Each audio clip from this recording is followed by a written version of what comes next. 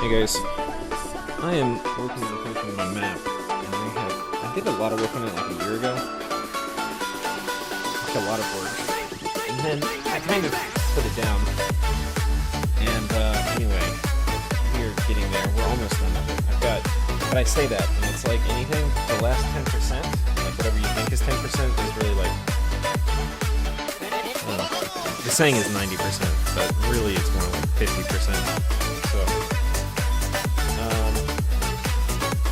don't know. We're well into the last 10%, which turns out to be 50%.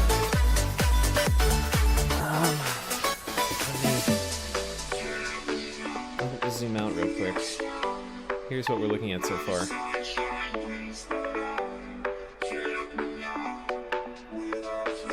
I work on this like this way too much.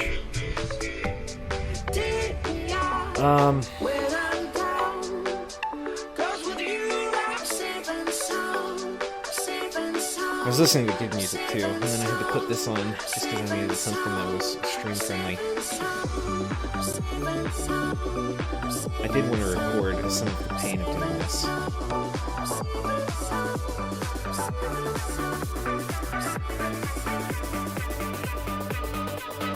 It is painful. This part right here where I'm just doing the borders, I still haven't, the things I have left to do, I'm basically done with the image file now. And it's like, you never feel like you're done. There's always like, oh, should I make it perfect? But at some point you just have to force yourself from it and say I'm done. So I'm done with the image file. Which hopefully also means I'm done with provinces. If I kind of missed one province I meant to put in. Like I meant to put one in here on this lake. You can see it's empty. But like going back and adding it potentially can crash the whole thing. So I'm going to be done. And then I'm going to save it. And then we may try to add the lake later. But that can like mess up all your connections and stuff. And I was like asking how to do that without having it mess it up, but I didn't really get any confident replies. So what we're doing here is we're doing the border for all the dominions, which is basically just what I'm going to be doing. I'm not in chat yet. Let me get my phone, so if y'all want to say hi, I can say what's up.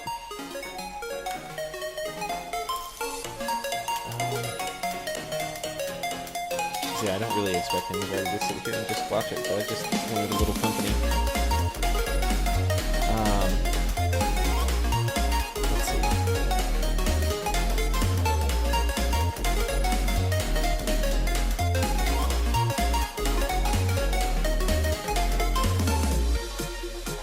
Here we go. Music's too loud, I can barely hear you. Okay, let me turn the music. Can I make this?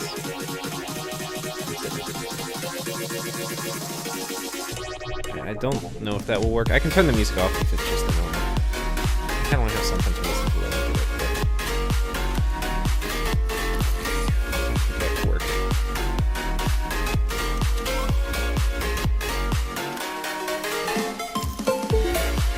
Okay, here we go. So the way this works too is, let me turn the colors off. I'll kind of explain a little bit. So when you make the map, you draw it and then you can put in borders, like this I did in Photoshop. And once all the borders are in, Dominions doesn't really read the borders, but you can make a separate image file with only the borders. And then when you come in here, you hit Control B and you can load it. And then it will take like 20 minutes for a map this big, and it will figure out where all the borders are. And then it will do these things for the Dominion effect. But the problem is it messes up a ton. Like here you can see like there was a border here, but it didn't read it right, and so it futzed it up. And then it doesn't really like negative space at all, so I had to come through here and delete all, because there are borders all in here. And the pencil tool you get to use is so just abysmally slow. Just abysmally slow.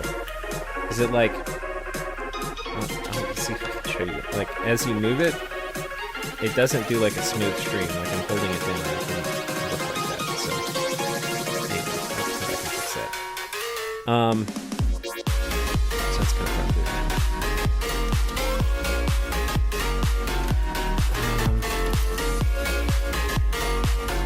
Turn it off. The music's too loud. Okay. slow. Okay, one second, let me turn it off.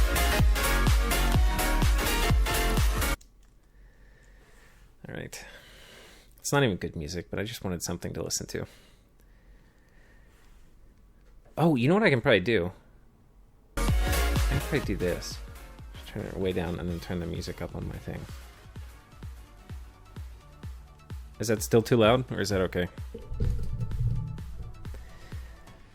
Alright, here we go. Map editing extravaganza. So, what was I working on? There's actually several problems with, like, the editor. One is that your little pixel mover, your paintbrush is really slow, so you have to move your cursor really slow. And it also, and I know it's like a pixel thing, but it doesn't give you like a very smooth edge. So getting a smooth edge is kind of tough. So we're just coming through here, trying to get a smooth edge here. I'll probably put this on later when I'm doing all the province editing, and having somebody, like, I don't know, people probably drop in and out, and then having someone look over my shoulder when I'm doing like the connections and all of that. That'll probably save me from getting an error or 2 or 3 or 10. But the idea behind this map, I'll kind of talk through it as we go, is that I really liked the old Dominion's non-wraparound maps. Like one of the most beautiful was Cradle of Dominions, which is gorgeous, or Dawn of Dominions. I can't remember. Maybe it was Dawn of Dominions. Just beautiful. And then Pymos had beautiful wraparound maps, which were nice, because wraparounds are kind of more balanced. The problem with non-wraparounds is that it's way better to be in a corner, because you can't get stabbed in the back as hard. And then, like, for those of you who watched the Pancor system game where I was playing Yomi, that was a non-wraparound. But then that had problems of its own. Like, some of the problems with that map were, like, huge choke points, and then, like, you didn't want to be... Like, positioning mattered a lot. Like, it was better to be on the outskirts. So, the idea for this map... Let me read comments real quick. Yeah. Glory of Gods. Yeah, I like Glory to the Gods. Glory... Okay, so I played Glory to the Gods a few times, and there's problems with it. So there's different problems. One is on a big map that's not wraparound. The time that it takes to get from here to here can be like the whole game. Like, if you need, for whatever reason, to get over here, it can take literally forever. But if it's a wraparound, the distance between all the provinces is way shorter. So that's one of the problems. And the other one with, like, Pancor system is that, like, there's a lot of choke points. So the idea with this is that... Let me turn these off. We have these big candles on the map, and these big candles act as teleports, basically. So, like, if there's a little candle, you can go from a little candle to a big candle. But not all the candles are linked. All the big candles are linked to each other, and all the little candles are going to be linked to one big candle. But that ties you into the whole network. So... it's kind of like a fast move, choke pointy way to get around the map quickly. The other quick way is there's a cave system that comes down here. So if you come down here, you can actually travel pretty quickly through the caves. And then on the periphery of the map here too, like if you can make it through all these provinces, you can get from top to bottom really fast. So there's a few kind of shortcuts through the map that have to do with the candles that can make the map smaller if you control those choke points. But aside from that, the map is not very choke pointy. Like, there's a lot of, you know, like you can move.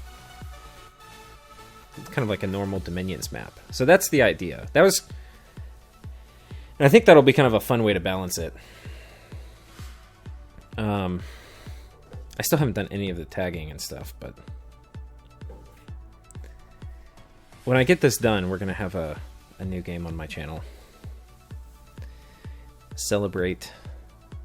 Right now, I think this count is at 174, so I think that lines it up pretty close for like 12 players, maybe 11. Yeah, and I don't think we're going to add any more provinces, but it's like a good size. I might come back. At the beginning, I was thinking, oh, I'll just come back and we can do a different province count version. And sure, it would be way easier than starting from scratch, but holy shit. These, going through and doing all the province borders, even if you have the borders done in Photoshop, is just so taxing. I've spent probably 5 hours doing this already. hit 0, this is a good tip. If you hit 0, it takes you to the untyped province. So I can come through here. Whoops. Kind of sweep out this border.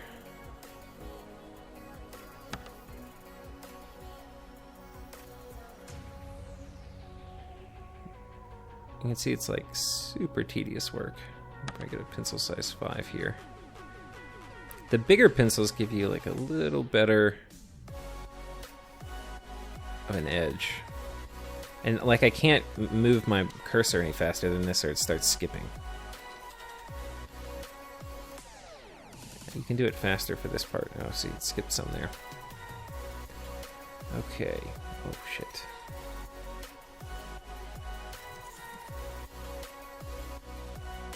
The other kind of weird thing is if it messes up, I'll try to find a spot like this. These are all kind of like weird kind of gripes with the map editor. What they should do, honestly, is they should... I like how they've color-coded the borders. They should have it where, like, in your file, you put in... Or it gives you... I don't even know how it would work exactly, but basically there's going to be a color for each of the borders. And then you just draw these shapes in Photoshop, or like your map editing tool. And as long as it's like a separate map image... And as long as it's as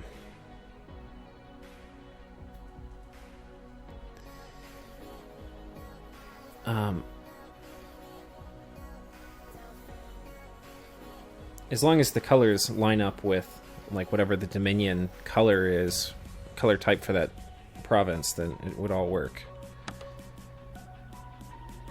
Let's see, then there's weird little abscesses in here. Okay, so... Oh, and then we messed up down here. Or not we messed up, the little... Yoink. Part of why I wanted to stream this is when you guys play this, I want you to know the pain and suffering that went into making it.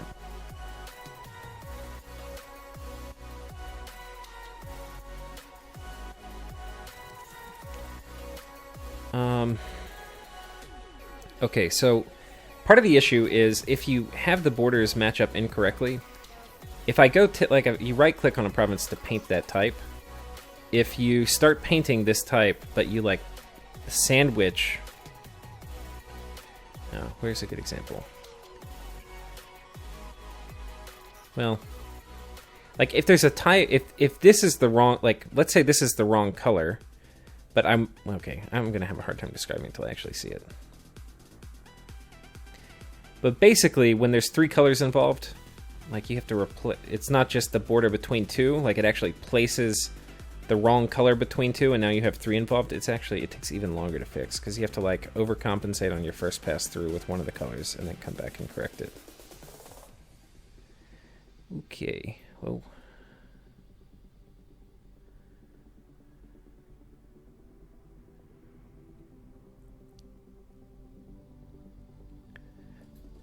But the thing I really want to know, and I was posting it on Discord and nobody seemed to know, was what happens when you add provinces later? Does it mess up all your borders? And it seems the answer is it does. Somebody said there's a way in here to like add command, like to add provinces.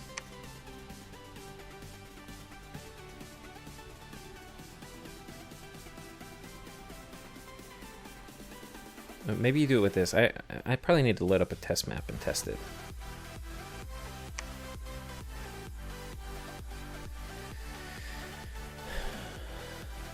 But I guess maybe you just don't do the white pixel, because the way provinces are denoted, for those of you who don't know how to do the map making with this, is you can take any image. Like the most hilarious one was the one they made of a salad bowl, and or like a fruit plate. And yeah, you just take any image, and the only thing you really have to do is you have to put a white province where you want the center of each capital to be. Like, everything else is kind of optional. Drawing borders, I mean, you need to for it to look good, but the game will still work if you just do one white pixel where you want all the provinces to be. And now, if there's any perfectly white pixels in your image, that will also kind of mess it up. So usually you put like a faint mask over the top that's like... Basically, it makes everything like 1% darker, which you can't even really see. But that 1% will corrupt any kind of perfect white pixels that existed before. And then you just put your own custom added white pixels and a layer on top of that. And that is really all you have to do to make a map. But if you want it, it's like, it sounds really simple when you say it like that. Okay, here's an example. So like when I'm coming in with this, I need to remove this blue, but I need to get it lined up with this. So if I leave, you have to get it like pixel perfect in a way, which is kind of impossible because like this blue is in this space. So you kind of have to, you can't do it with like one click. You have to like come back and take this one and overwrite it, and then like to get it right on the border. Anyway, that's kind of an annoying part.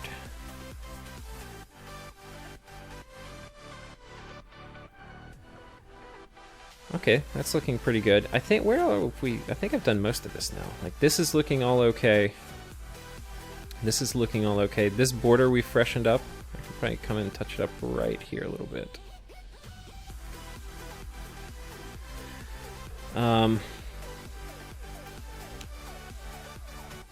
Pangoris is a favorite, had both wraparound and non-wraparound. I don't know if I've ever played that one.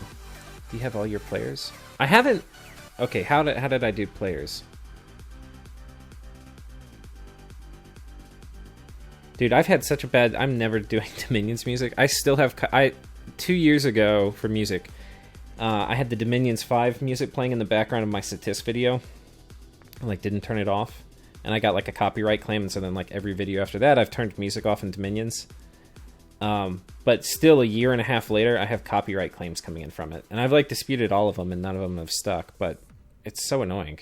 It's like 2 years and I'm still getting copyright claims off that. So I'm like very paranoid about what music I put on. But I trust you, I'm just paranoid.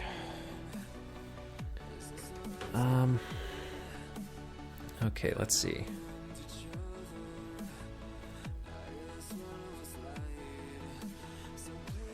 We're about done here with this part. Oh, this part we have to do. God, these borders are freaking horrific. Okay, so we've got some big work to do here. I haven't been able to help but thinking about like how this is a lot like doing a kid's coloring book.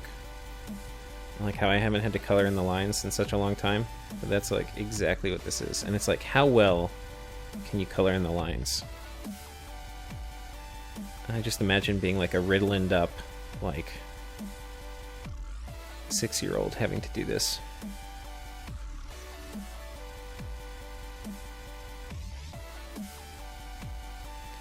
The other thing, one thing I'm kind of struggling with a little bit is okay, so let's talk a little bit about the map real quick. I'm gonna come back to this province. These are gonna be caves, these parts of like the book. And so one option is I could have it where these are basically the only caves on the map, these things on the book fringes. But then maybe that's not completely fair for balance, so maybe I put some caves in here, but I'm not sure where I would put them. Or how I would designate them. Because, like, caves are one of the ugly things. Like, maybe that could be a cave. Or maybe these could be caves in here. But have the caves at, like, strategic positions. I mean, they're...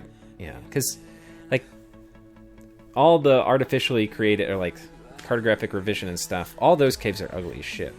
Pine Mouse had some beautiful caves where you'd, like, do carvings in the mountains and stuff. But, I don't know. I haven't figured that out. Do you have all my players? Players. So what I did when I planned it was I drew big circles, and I could show you maybe in Photoshop, but I drew big circles where all the players were going to spawn. And then I made sure within these big circles I drew that I could count 10 provinces when I was drawing the province lines. But I haven't gone in and like pegged cap circles yet. And that'll probably actually be... Well, that won't be the last thing I do. I probably need to do that before I start doing links, because I need to make sure everybody's cap circle has, like, 5 neighboring provinces, etc. 5 or 4, depending on what... It's probably 5. I think I have a pretty high, like, network coefficient, or, like, connectivity on all my provinces. Like, this one borders 5 or 6. A lot of these, because they're weird shapes, they end up bordering a lot. Like this is probably 6. So it's a highly connected map. It's kind of the opposite of a bottleneck map. Okay, wait, where are we? We're still working on this one. So I guess finding a cap probably won't be very hard if the only criteria really is like centrally. Well, there's a few criteria. It needs to be centrally located in its little domain. It needs to be a certain number of provinces away from an enemy cap, within like a range, like 3 to 5.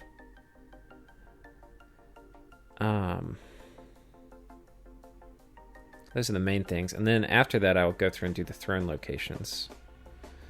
And the throne locations will need to be like... I like how Cartographic Revision and AIDS did it, where they basically... You don't get thrones in your cap circle very often. Most of the time it will put them like at joint distances between caps. So like provinces that are 3 from, 2 caps. It'll put a throne there, which is probably what we'll do here. But I'm thinking there's going to be a fixed start position version where there's like a certain number of start positions, and then there's going to be one where I just turn that off. But I think I'm going to design it with fixed starts in mind.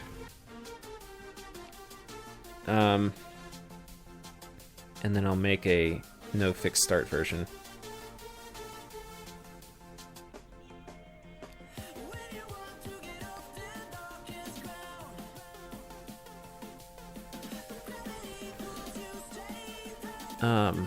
Oh, have I picked who's playing? No, I haven't yet. I have not picked. It will probably, honestly, it'll probably fill up with just Patreon folks, but you're welcome to join Wade Star.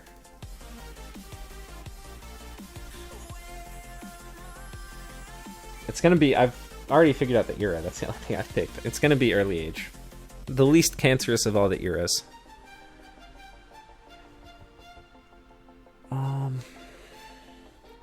Don't want to have like a Lemuria or a Scaleria come in and ruin the game for everybody.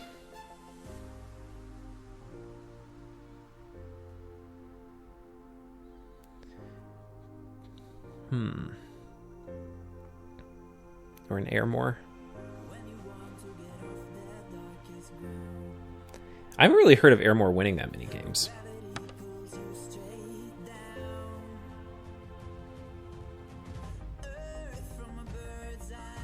Keep in mind how it might look in game. Yeah, we can actually... Let's save it real quick. I'll show you what it looks like in game.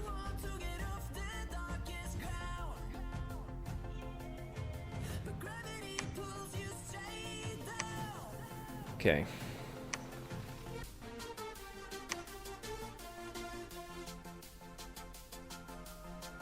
Where are we? I'll have to rename it. I haven't done any of the, like... Holy shit. Can I crash it?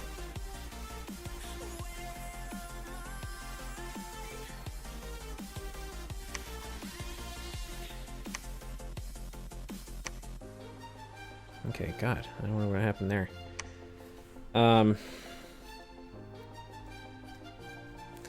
Let's do some... It doesn't like it when you do random when there's no...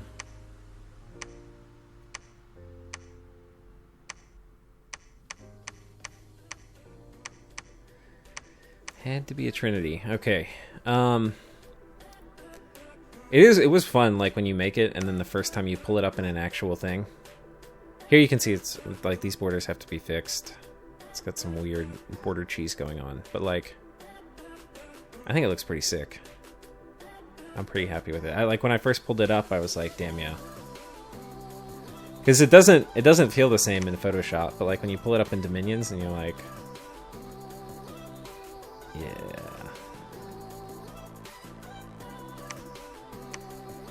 I guess what we could do... Do I have my Hooded Spirit? Let's have the 3 of them. They can... Are they stealthy? They're stealthy. Let's have them just zippity-doo-dah over here. See what the... Because they'll spread Dominion as they go.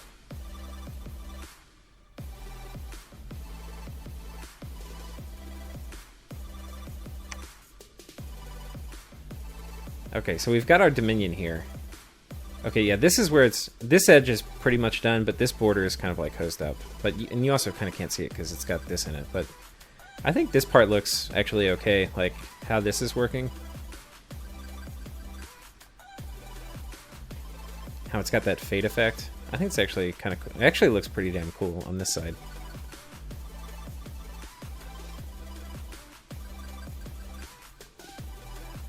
I think all this looks okay. There's weird border crap here I've really got to sort out, but I think that is looking pretty good.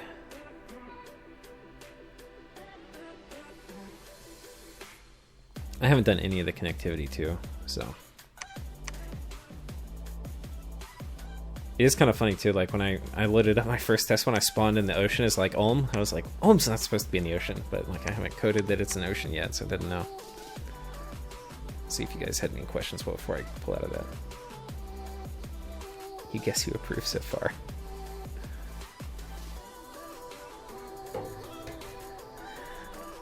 Excellent. Glad I have your approval. Map editor. You know, also shout out to Daz Tactic too. I don't know if I'd be doing this if I hadn't watched him make a map. I think like that kind of got me fired up to do it. However many, like a year and a half ago, whenever I started this. Here we go. Okay, color all provinces. Where were we? We were working somewhere down here, I think, weren't we? Oh.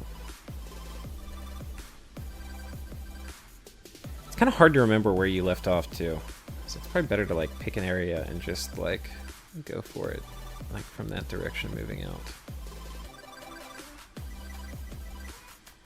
There's also this feature you can do. You hit Control L, and it's supposed to remove like little pixel islands, like if one pixel gets isolated. But I think when it did that, that's when it put all these like little. You saw them when we were in game over here, like all these little fucking square shapes. I think this is like where it found it. It's like, oh, pixel island detected. Let's delete it, and then it doesn't fill it in. It just leaves this little shit pattern. So I want to get rid of pixels, but I don't know if I have to do it manually. Ooh. Let's fix this shit. Yeah, I don't know if I have to do it manually, so if you don't fix it, you get kind of other weird shit.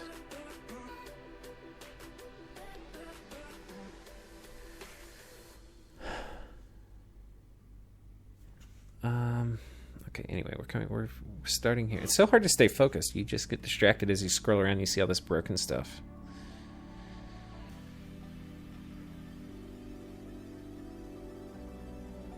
There we go.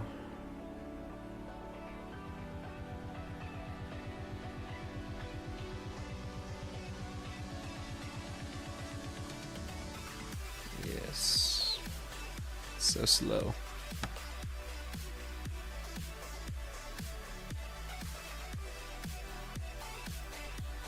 And this is negative space. That's another thing that doesn't exist on many Dominions maps, and I don't know how much of an impact it's going to have. There's like very few Dominions maps have this much dead space, like space that is not a terrain at all. Like even ones that have it on the border, like Dawn of Dominions, they don't have it like buried in the map that I can think of. I guess the Pencor system did.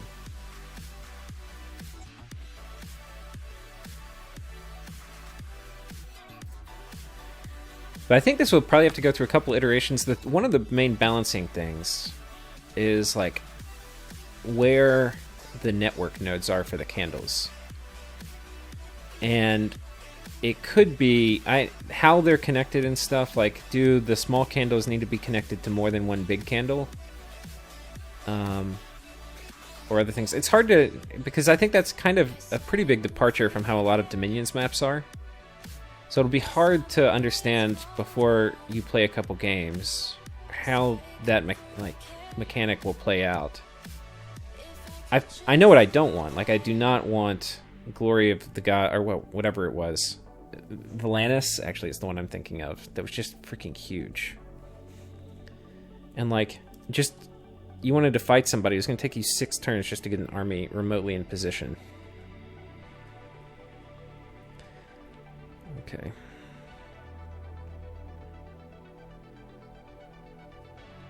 Then here we gotta hate how... There's a few things that are annoying about the tool, like the pencil tool. One is, I already mentioned, it was very slow. The other thing is, you can't... There's no highlight. Like, you have no idea what you're about to pixelate. But I was thinking about it, I was like, how cool is it that basically for them to make this game, and like, they basically had to do a Microsoft Paint that the developers had to design. And then I'm like, well, they didn't really do a great job. But then I'm like, well, they had to do a Microsoft Paint. Like, I don't want to design Microsoft Paint. And that's what made me think, like, yeah, they probably shouldn't do that. They probably should have just figured out some way to do it in Photoshop, or like, where you just basically have a border map image that has to get loaded. I think they didn't want to have a ton of like different image files that had to come with the map. But honestly, I think that's probably better.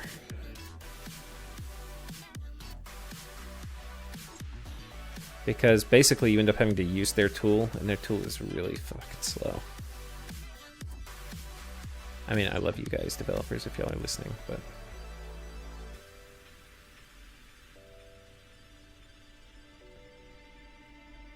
But look how painful this is. And you may say, okay, you don't need to do this, Lucid. There is the remove pixel feature, and then I'm pretty sure that remove pixel feature is what gave me all those square boxes that I had to come back and do this for. There's some other things that are possible, like it's possible that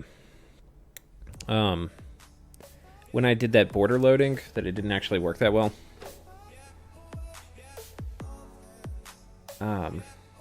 Pixels must die, yeah.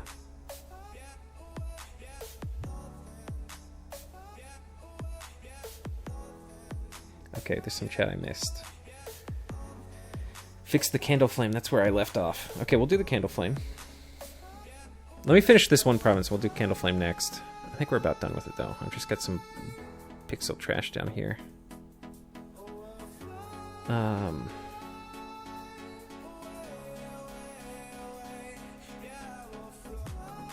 fuckers. I'll kill all of you.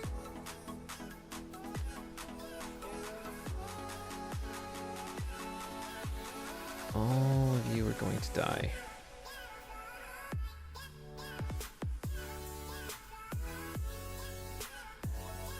See, this is the problem. You do it and then you kind of have to come back and fix it from the other side a lot of times.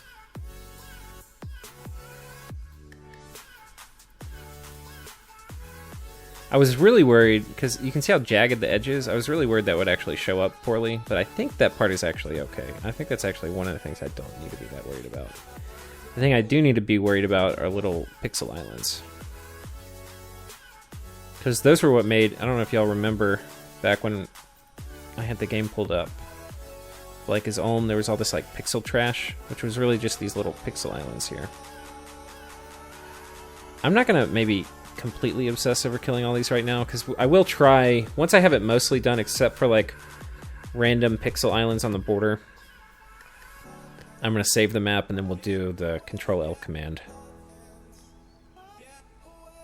I can't do it on stream because it's literally going to take... the last time I ran it on this map, because this map is 50 megabytes, the last time I ran it, it took 30, 40, maybe like 50 minutes to run.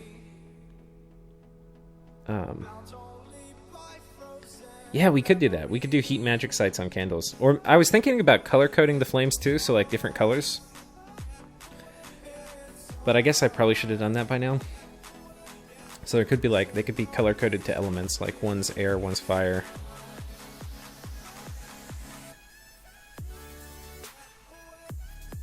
For pin 15 land.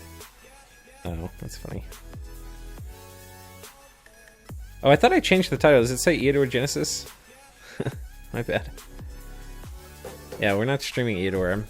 I've been doing this all day, and I kind of wanted some company. Oh no, fuck! I fucked it up. Candle flame, come here.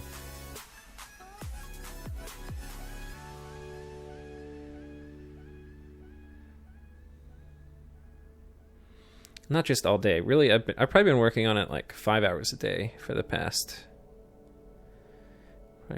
week. But before that, it had just been like lingering. It's like an unfinished project.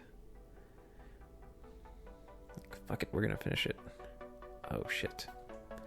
Hey, when you mess up, you have to come pick a different color. And all right, fuckers.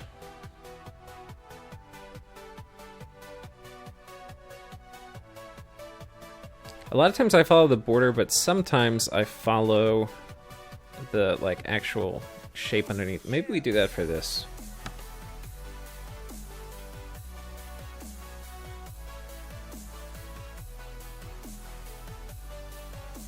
Go a little outside the border here.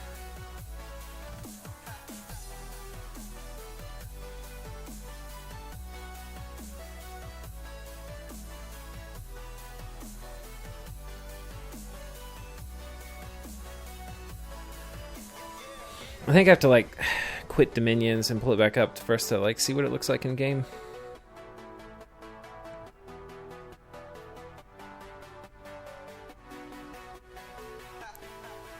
Okay, that's done. This one we have to finish too.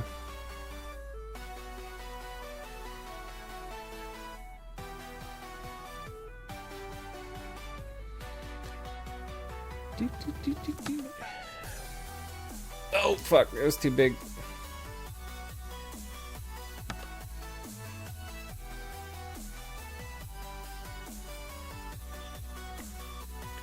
Color all provinces. This is free space, yeah, okay.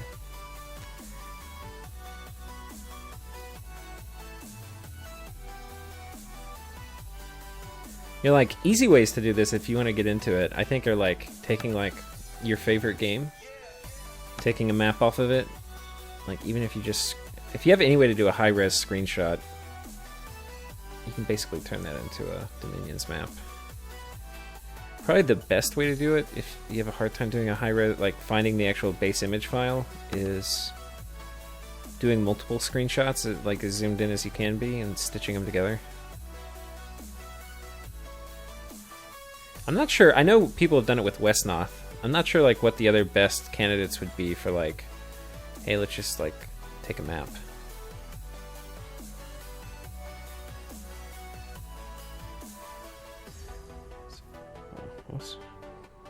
Let's fix you.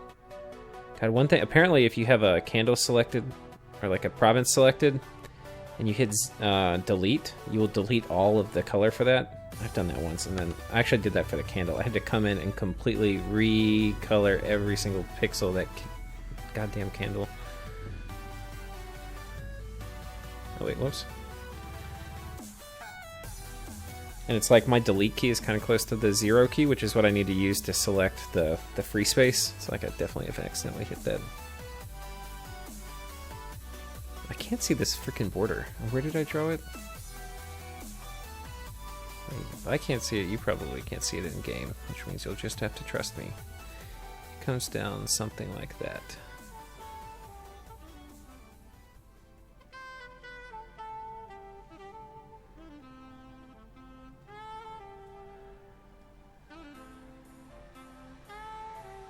Okay.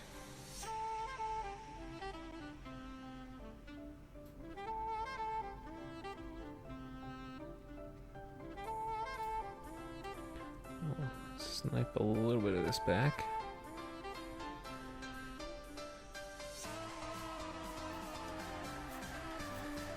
Okay.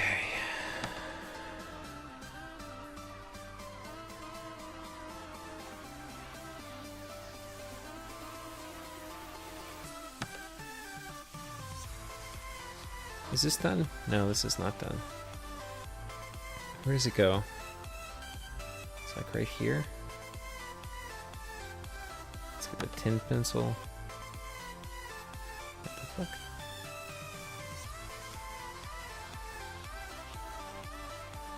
Slowly coloring. You know, I think actually the line is like right up here.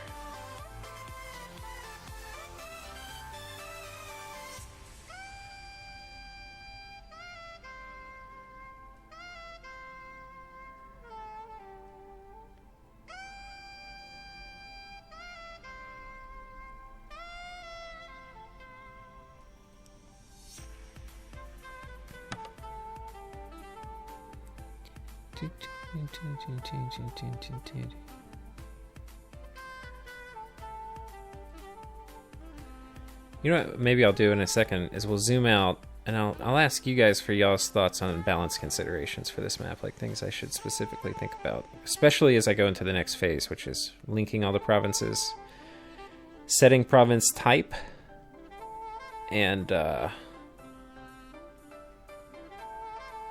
that's mostly the next phase after I get this effing border part done. You know, I say effing, but it's a little soothing coming in just like having a repetitive task. It's just, it would be more comforting if it felt like the tools were more efficient. That's all okay. I think we're okay on this front. It's a little noisy on the edges though. And then there's all this pixel noise right here, which is like some previous border that got deleted. Like this, we probably have to actually just go over. It's going to be too much junk. And I have to come back with the 0 key.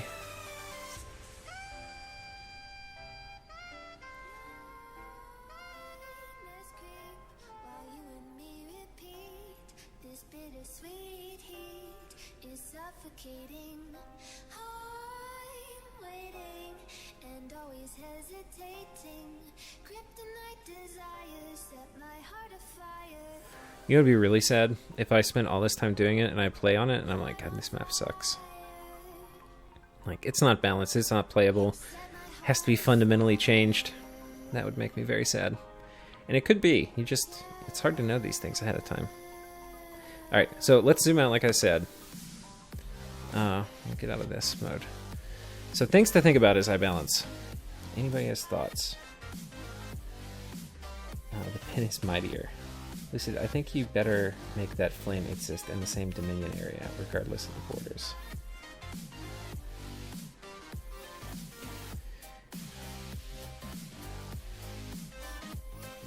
Oh, okay. Well, let me tab out. I think I did that, right? The flame is all in the same Dominion area now. Like, I could expand it out a tiny bit. We can do that.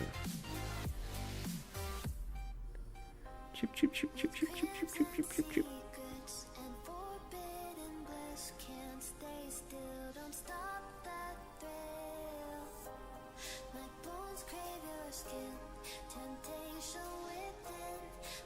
But the flame also is not like hard edges. It kind of like fades out. Like we're definitely outside the flame. We're in like the flame aura right now.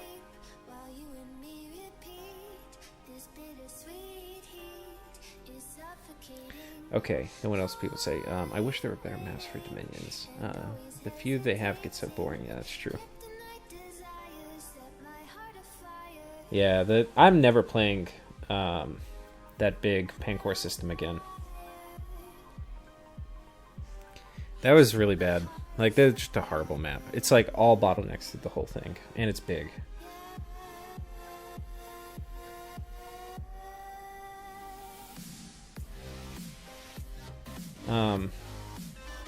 If it doesn't work as a map, it'll make a desktop background. Sweet.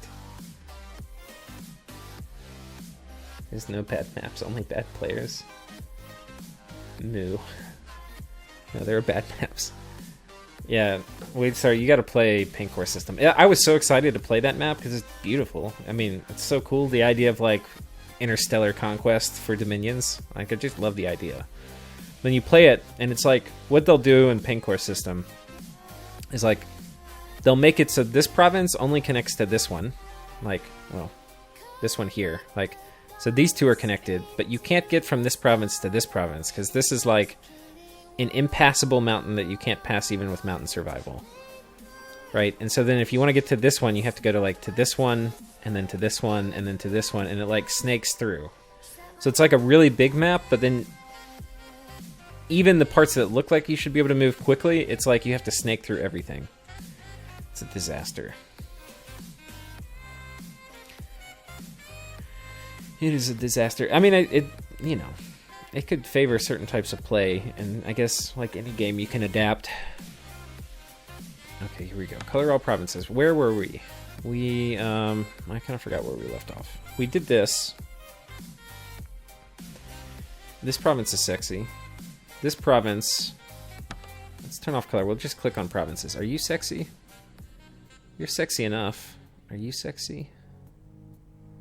Yeah. That seems okay. Good enough for government work. Seems okay. That seems okay. Maybe I just try to clear off like the whole left side of the map. This seems okay. That seems okay. This one I never had to touch, actually. It seems like it got these ones here on this side of the map pretty good with the default border guessing. So it could be that maybe my borders that I drew weren't perfect, and if I went back in and fixed up that, it would have done a better job, because like this is so good. No, actually, never mind. It did mess up over here. I forgot. I came back and fixed it. Here we go. Stay in your lane.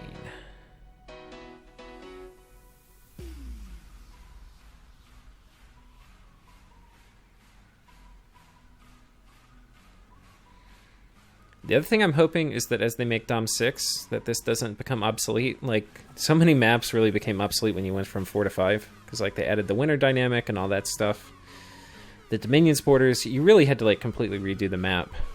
It took, like, it was, like, porting it over was a big effort. Okay, that's good enough. Oh, no, we got a problem.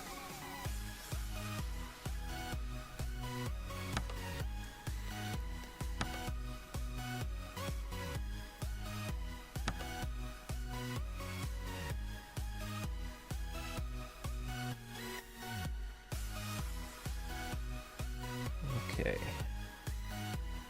And I'm kind of doing this at the end of it's probably, I forget the development cycle between versions of Dominions. It's probably like, what, 5 years or something?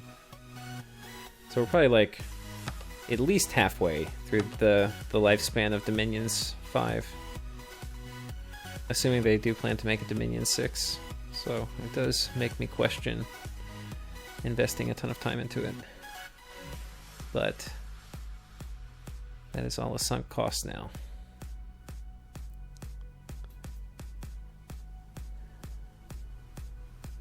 Okay, this is the 3-problem border, because like as I snake up to this one, I have to shoot over so I get all the yellow. But then when I do that, to get all the yellow, then I have to come back with the brown.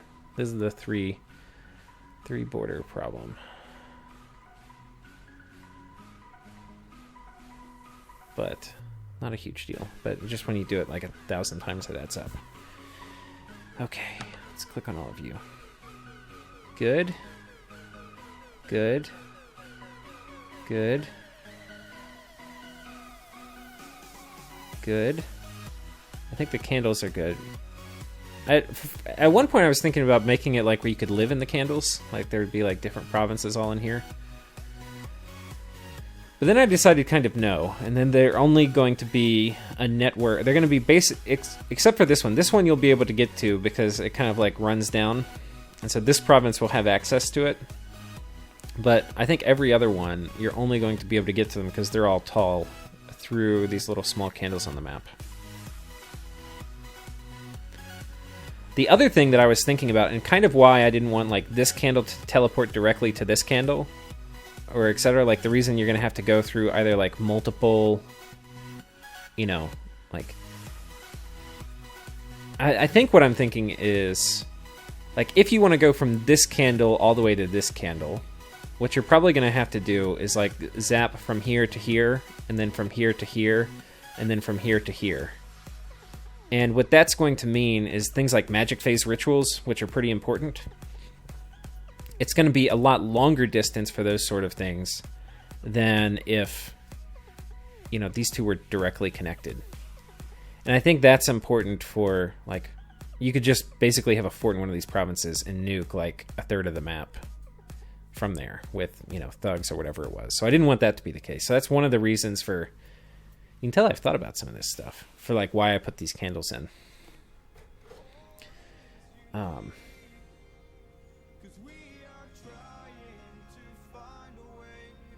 From pixel color. Yeah, it could be. It could be. I have no idea what it does. Well, what I did for the borders is you put in the actual border, like, you get rid of... I'd show you, but I have to get out of Dominions. You have to imagine the entire map white, with the only thing on the map is just being these borders. And then it uses that to guess what the borders are. And it did. I mean, it did 80% of it right. But the 20% that it messed up takes just a phenomenal amount of time to fix. So, yeah, you can, I mean, just looking around, all I just see is hours of work for like, okay, I got to fix this. But okay, we've done good stuff so far. We've checked off this portion of the map. This portion of the map is done. All through... Wait, what is this?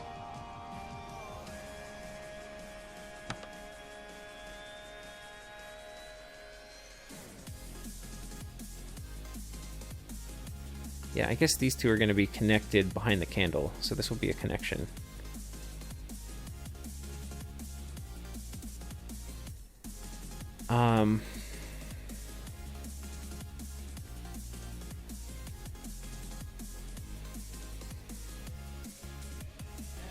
Let's see if we can check off this bottom corner.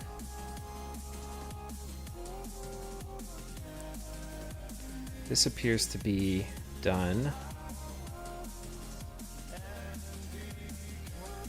Okay, that's not perfect.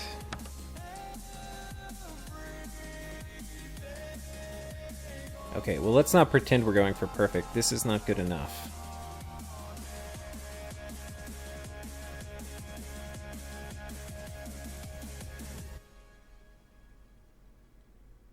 And then what the fuck is going on over here?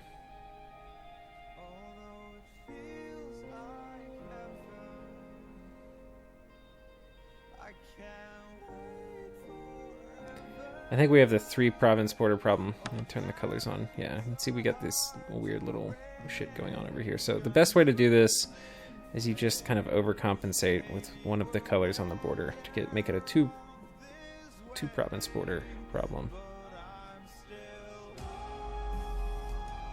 Okay. Now we come in with this.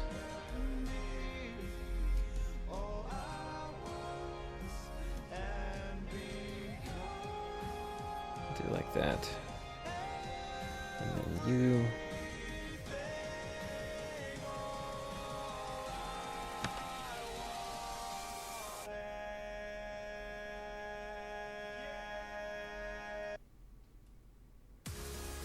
Okay.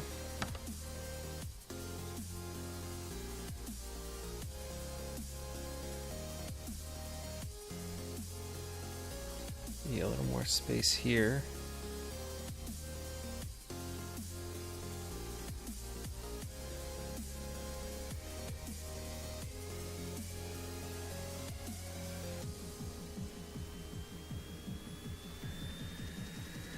Okay, that's kind of fixed. That's okay. This is okay. That's okay. This is okay. That's okay. That is a big fucking mess. Is this a mess too? Okay, shit, I said this was okay. It wasn't okay. Is this okay? This one's okay. So these ones, they have the bottom border all messed up.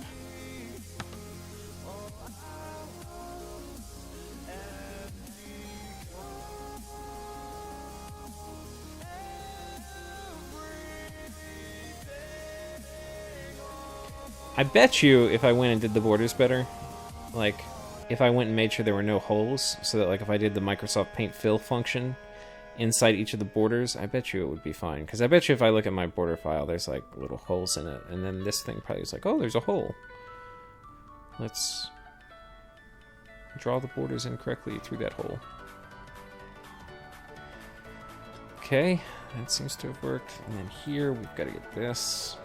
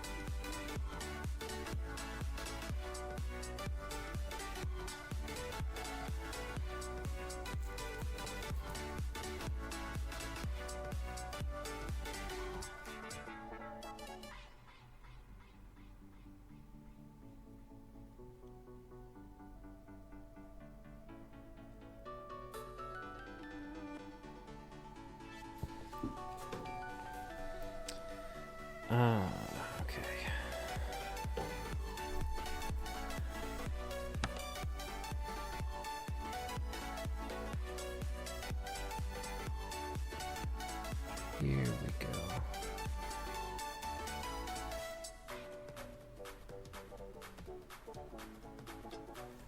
I think the other thing that's kind of cool is, like, because I've got a YouTube channel, I know that if I put it up, like, people will use it. But I think, like, if I didn't have a YouTube channel, I wouldn't really be confident that if I put this much time into something that other people would use it. Which, I mean, I'm going to certainly enjoy using it, but it's not really enough to warrant doing all this. It's kind of more fun if other people use it too.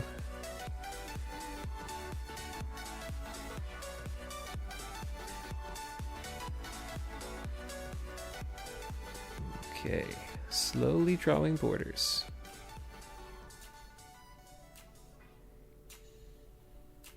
Maybe it's a little faster on 5. I think what it does is it's like a refresh rate. Like every quarter of a second, it plops out one of the, like a circle with whatever diameter you have. So you can actually just drag faster if you've got a bigger thing.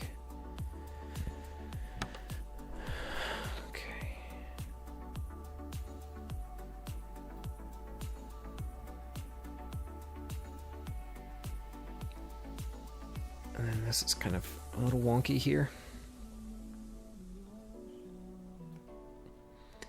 And then this part's all hosed up.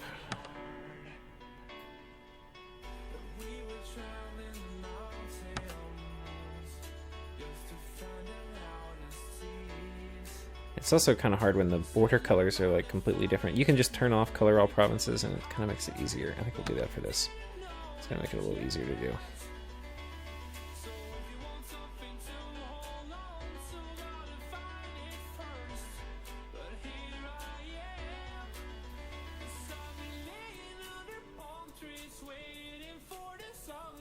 The other thing I may need to do is I'm not... The rivers aren't really like high resolution enough where you can really tell if I put a ford in. Because like some of the times it's like, well, did they touch? Like, is there a ford here? So I don't know. There's gonna be some fords in rivers where you're not gonna have a river passing penalty. I was thinking I could designate that with like doing a bridge. Which is the kind of like... There's some kind of editing that you can do after you've done all the... like the detail map editing in Dominions that won't affect it, and I'm pretty sure that would qualify. So I might come back later and put bridges, plop some bridges down.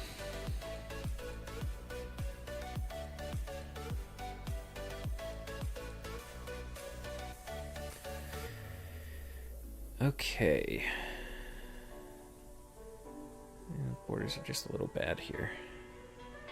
This is probably not exactly needed, but I don't know. I just feel like they're a little ugly.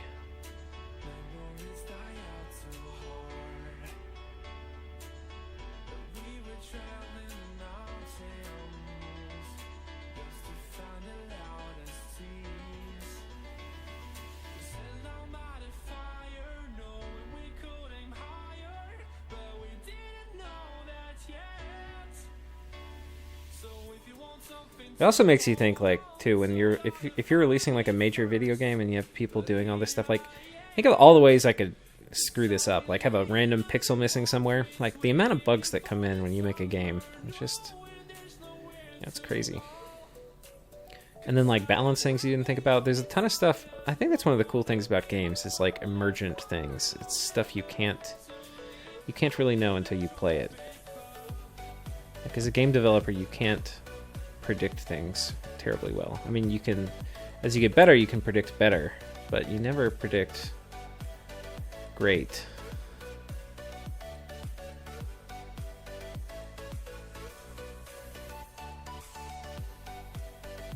Okay.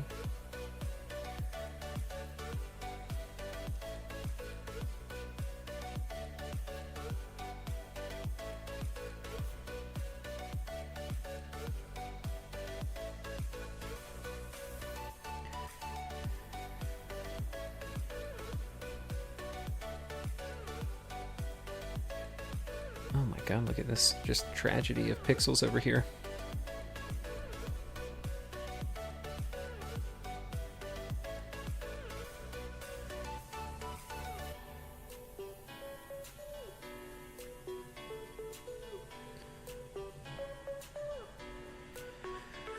Okay, where did we leave off? Let's go back and look for all this messed up stuff that was bothering us. Okay, here's some.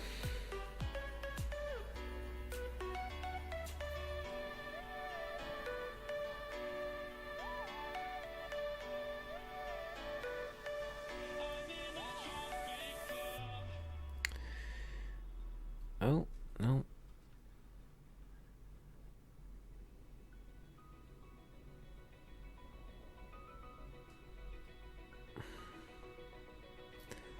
I think my mom tells me I have no attention to detail. If only she saw me now. Like an Adderalled out kid. I'm not on Adderall right now, but I mean, that's what I feel. This is what it must feel like.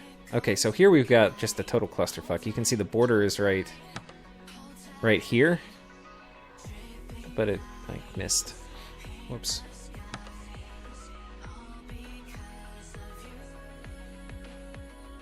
And this happened a lot. I've already fixed a lot of these. I wonder if there was like a gap in the line that I drew in Photoshop from like here, and it's like, aha, we'll shoot this Dominion through that line.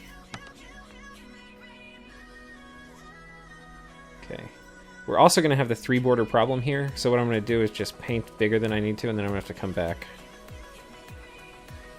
Because I want to make sure I get rid of all of this other kind of third-party Dominion, and then we'll come sort it out with the ocean in a second.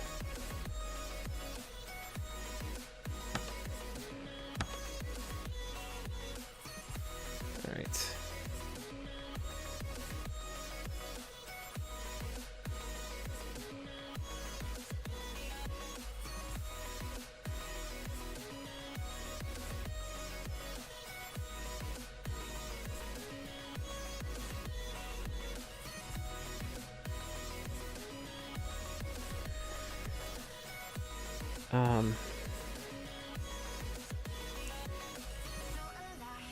Illwinter spends the next 4 years developing their map tool and releases DOM 6 with no balance changes or improvements. Just a new way for users to build their map.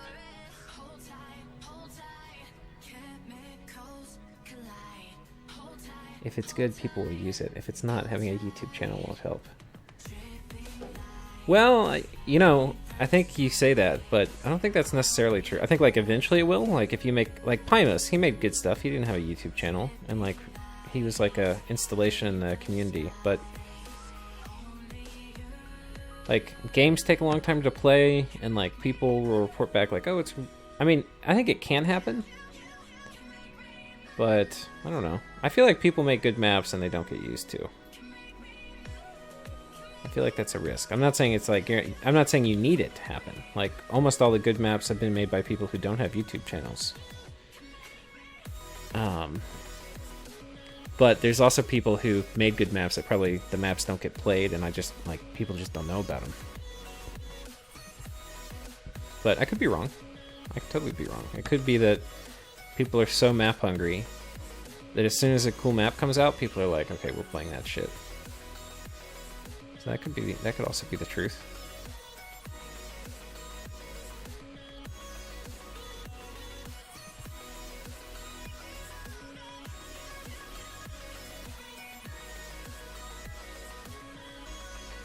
There we go. You can see just, like, it didn't seem like a big mistake, but, like, coming back and fixing it, it takes real time.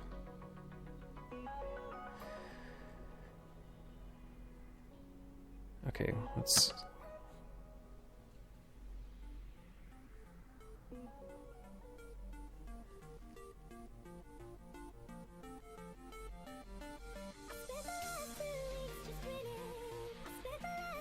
Oh wait, so this isn't really quite right yet.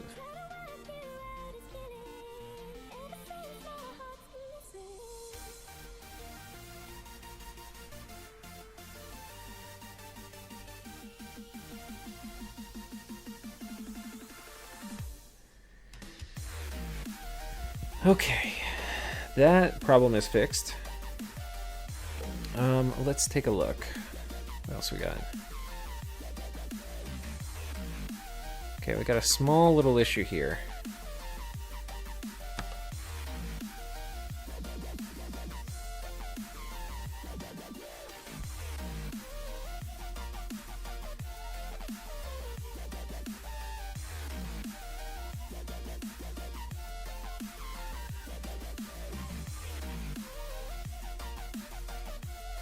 Okay, we've got a problem here. Should be easy to fix. It does not have the 2 border or the 3 border problem, which means we can fix it pretty quickly.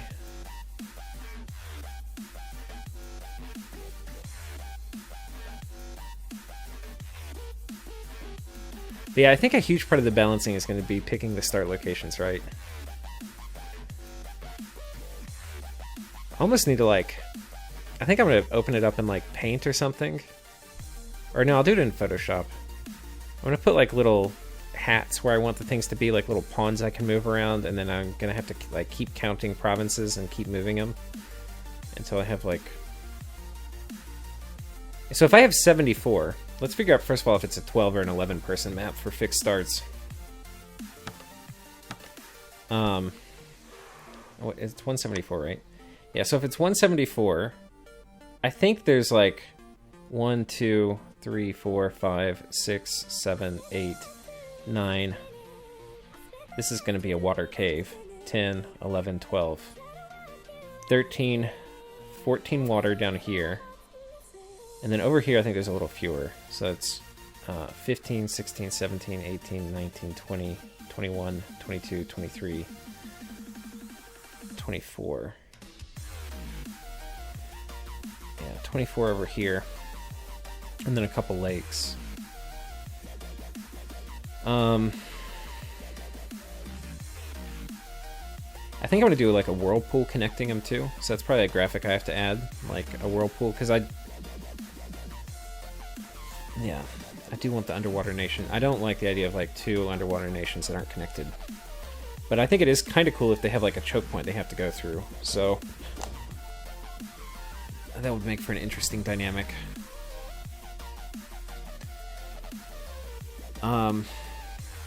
But yeah, so anyway, there's like 24, let's say 26 water total on the map. That will leave like 148 land, and then 148 divided by 12.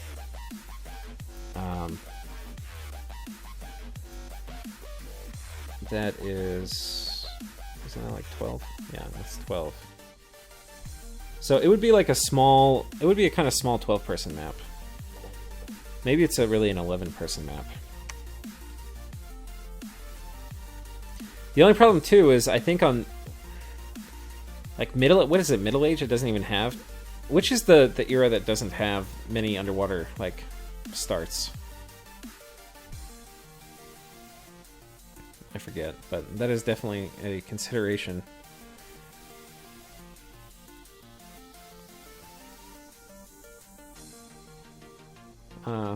Thanks, Ms. Yame, or however you say it. Glad you like it. It is... I think I'm probably in it now for like 300 hours. It's taken a long time. But I've learned a lot doing it too. I've used like so many different tools to like get here, because I'm not really a good artist. Okay, tab, where were we? We were editing this area right over here.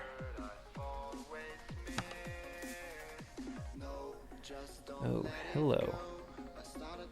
God, this is what we would call a target-rich environment. Lots of fuck-ups to go after here.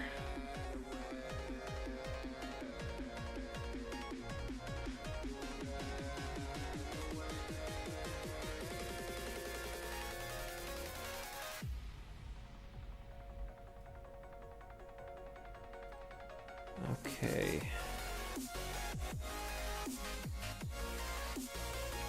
Wait.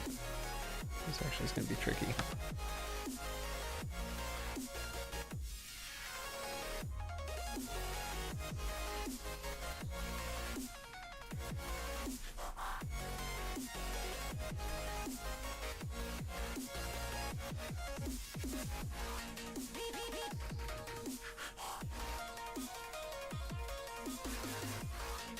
Okay.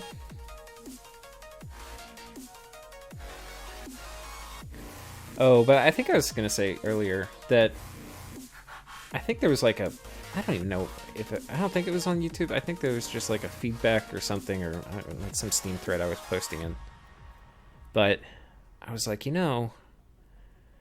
like having cool maps for Dominions would make the game a lot better. Like it can be like if you have ugly maps, like especially God, the default Dominions maps are so ugly. But like Dominions, if you have beautiful maps, it's actually kind of a beautiful game. Like it's actually like an artistically good-looking game. I think like the pixel graphics are cool, but I think you need a cool map. And I was thinking like if I were the developer and I wanted to sell more copies, which I mean as a player, I want more players in the player base. So in lots of ways, I have kind of like similar incentives as the developer. Like I would focus on map making. Like, it may not be the thing that the players even want, but it's going to help, like, having a beautiful, having, like, a beautiful screenshot on the front page of your Steam page, like, playing on some sick-ass map, like, that's going to sell copies. And that's going to mean more people in the multiplayer community. It's going to mean, like, more games. It's going to mean, like, you have more crazy people like Bloax, who's going to come up with crazy strategies for you to copy. It's a win-win.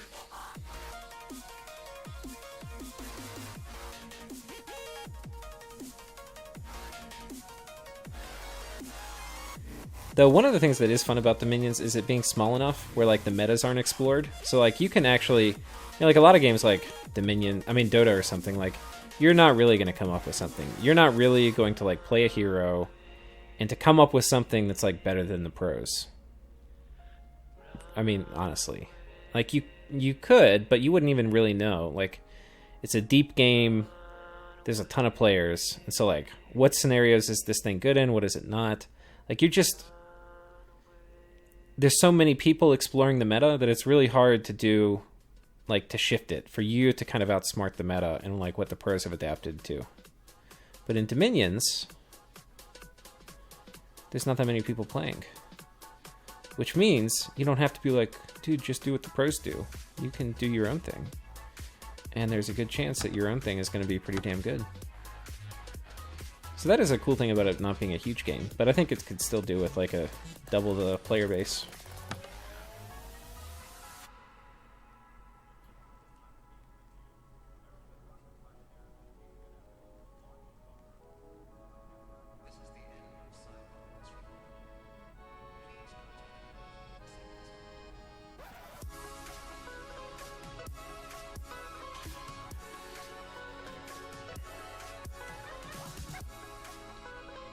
Doing work.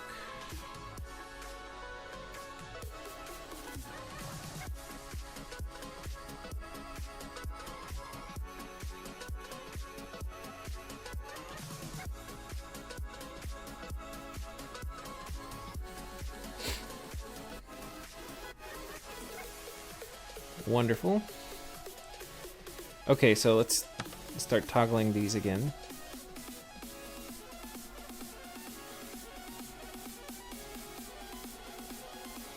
Looks like I have a rogue border up there. Can't fix that in here. This is still a clusterfuck.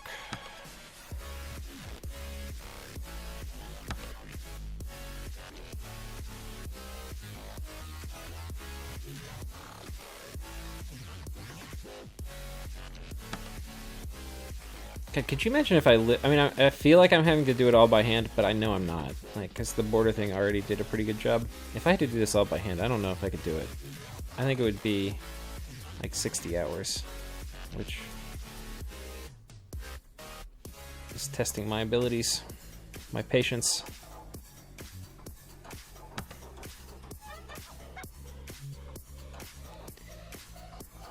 Okay, also, I guess since I'm just rambling about Dominions while I destroy pixels, shout out to Summer, who,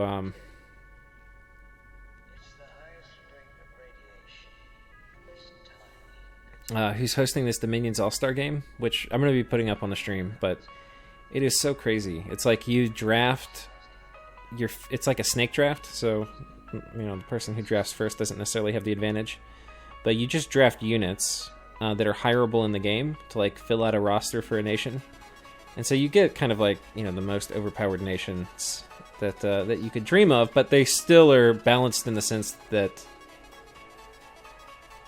like the units have been individually balanced, but they're kind of imbalanced when you put them all on the same team. And I do say individually balanced in like quotation marks because, Illwinter likes balance and moderation, as they say. Okay, let's see what the comments said. So we have Foxy. You've been offline for 2 months and you're starting to catch up. Awesome. Yeah, the Atlantis series is going up. I've got a Pangea series that's going up starting tomorrow. That was a blitz that I did yesterday, or 2 days ago. And then I've got a Macone series, which is going to be probably a while in going up, but that'll be going up. The Volantis map for Dominion's 4 was the reason I bought the game. If the maps weren't beautiful, I wouldn't play this game, because the rest of the graphics aren't doing it. Yeah, I agree with you, Wade Star, man. I think maps are like probably the biggest selling point for the game. So in that way, like if you think about it, they actually did the fact that they've improved the map beauty for Dominions 5. Okay, well let's talk about map beauty for Dominions 5. Like the winterized graphics are cool. Oh, that's another thing I have to do that I haven't even started, is winterizing all this. Hopefully I can do that with filters in Photoshop. I think I can, but that'll take time. But they did a lot, like the Dominions borders are kind of cool because you can now see like where your Dominion is. So that, like they've done a fair amount of stuff to make the structure, the structure of the maps better looking. But that doesn't necessarily make the maps better looking. And on the other hand, they've actually made it harder now to develop your own maps, because like I would be done now in Dominions 4. Like I wouldn't have to do any of this shit. But now I've got like still a ton of work in front of me, because I have to do all these borders and I have to come back and winterize it. So it's like they've done things to make the maps kind of look better, which is cool. And so I think on things like cartographic revision and stuff, I think that it's going to make, like, where you have an automated system to make maps, adding that depth of structure is going to make it better. But, like, if you're relying on, like, player artwork or, like, user artwork, then it actually is kind of like a negative what they've done at Dominions 5 to, like, have better looking maps.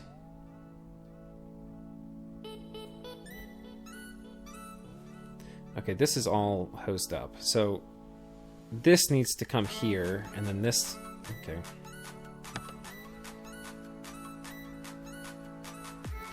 First of all, we'll just override this border by a lot, so I don't have to worry about other shit encroaching.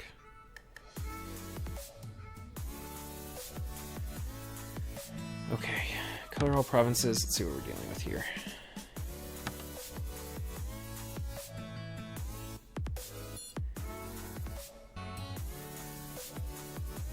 I have to go back and look at Volantis. Is that the one... I think that's the big one that has the huge cave system underneath. Is that right, Wade Star? I think I played a Garth on that one. I remember being in the cave system.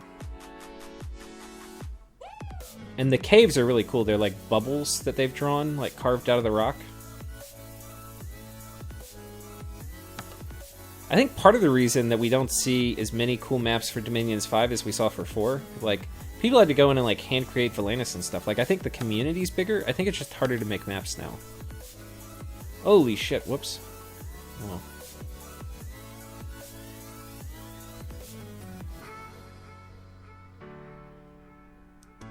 Okay, it's going to take a lot of fixing now that we've done that. Okay, let's get the top part first. I've already come back and literally on the entire... First of all, this whole map was filled with borders. So and also on the edges, I've had to come back on every single edge, and I've already done most of this, and hand carve out this like border-free area.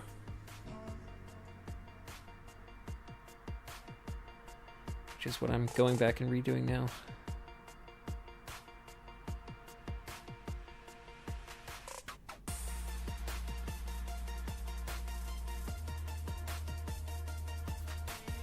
5.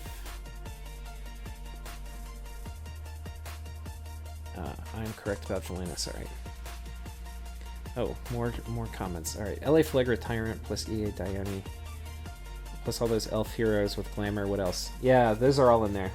The crazy thing about the Tyrants, actually, is in the normal game, Tyrants, you only get them at a certain turn. You know, like it's an event series. In Dominion's All-Stars, because you just, like, get it, and then that unit is added to your roster, you can get them starting year 1, which is hilarious. So, I don't think there's any in my game, but General Confusion's in, like, a sister game, and somebody has Tyrants in his, and they're, like, using them for expansion, so it's pretty hilarious. But yeah, all the Yomi stuff is everywhere. People have... one of my neighbors has Oni Shugo, and the other neighbor has Dione, and then they're all shooting out little mini Oni everywhere. And yeah, my other neighbor has Movark Knights. So I'm like surrounded by people with like very meme blessy kind of things.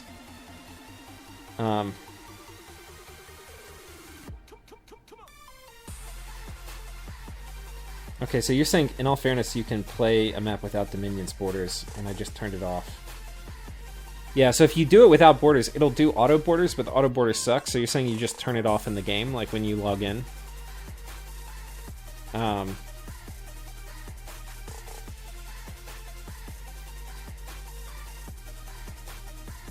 The black province should be where the pink bulge is. Oh, yeah. I think you're right. Oh, good catch, dude. We're gonna finish this and we're gonna come do that next. I don't think I saw that, though. Oh, wait.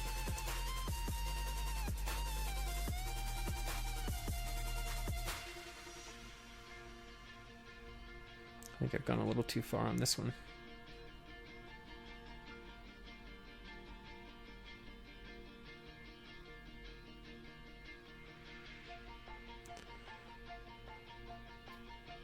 Okay, and then here...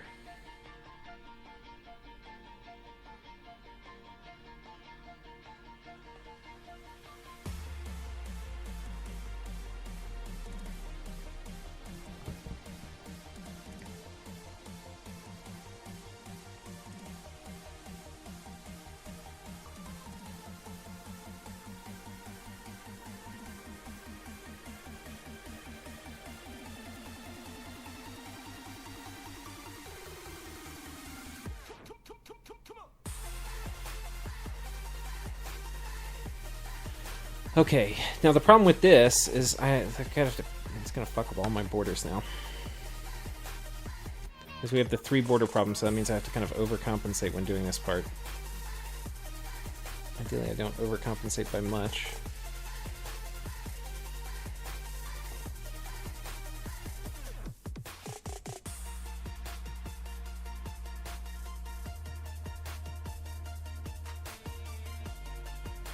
Okay.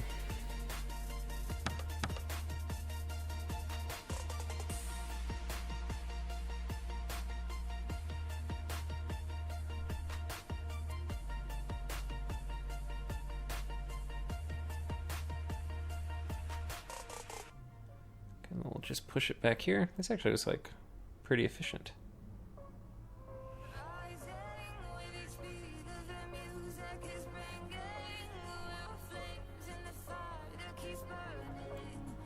And we have to push this border back a little bit.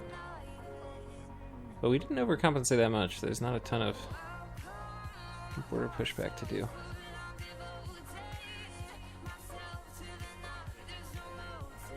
Let's round it a little bit here. Okay. We'll just push back a little up here. And this is kind of not required, but I'm a little bit of a perfectionist, I think.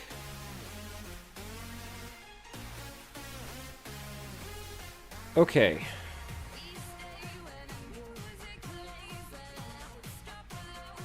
This one's kind of hosed up here too. Do 5.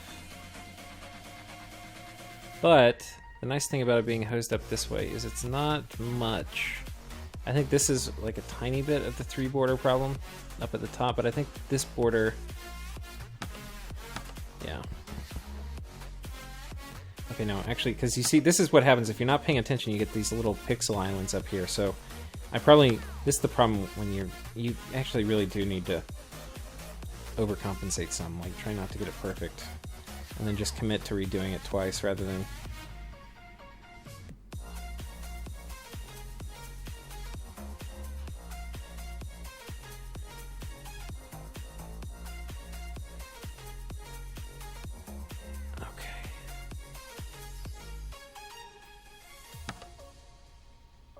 Okay, good. We got rid of a lot of it, but actually not. Oh shit, we have to go take this one all the way down here.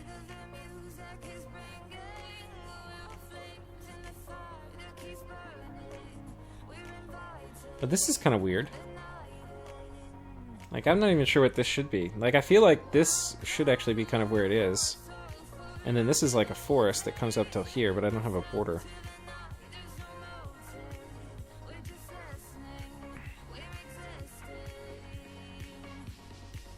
Maybe we do that. I think this is going to be a border here. I think this is just a border I didn't put in.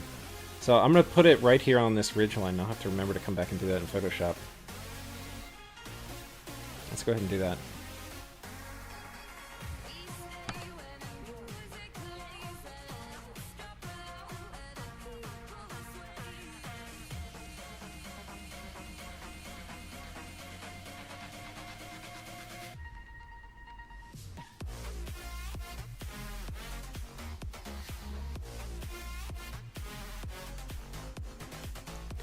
Push this back, make sure we don't have any of the 3 border shenanigans.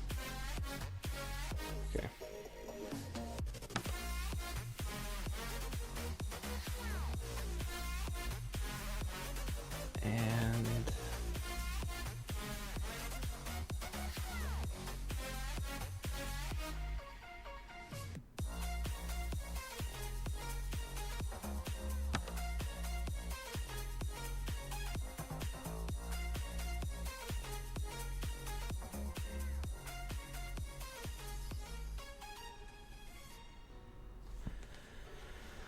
And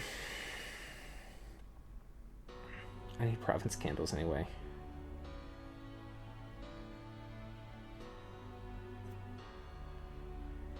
Play a nation with LA Relay Madness, Pop Kill, Dominion, but you draft EA Mind Lords and Aboleths. What would that do? Somebody's playing, or no, are they playing? Somebody's Therados in our game. I think in the first of the All-Stars somebody was Relay, but I'm not totally sure.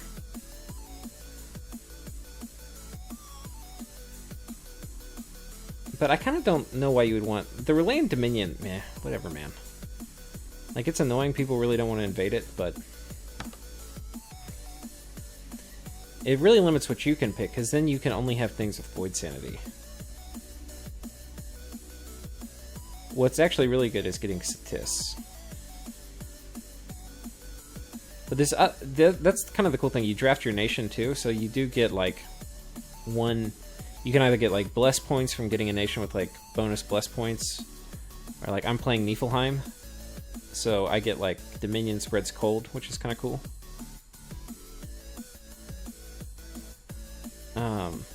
So yeah, you get cool stuff that comes with the base nation.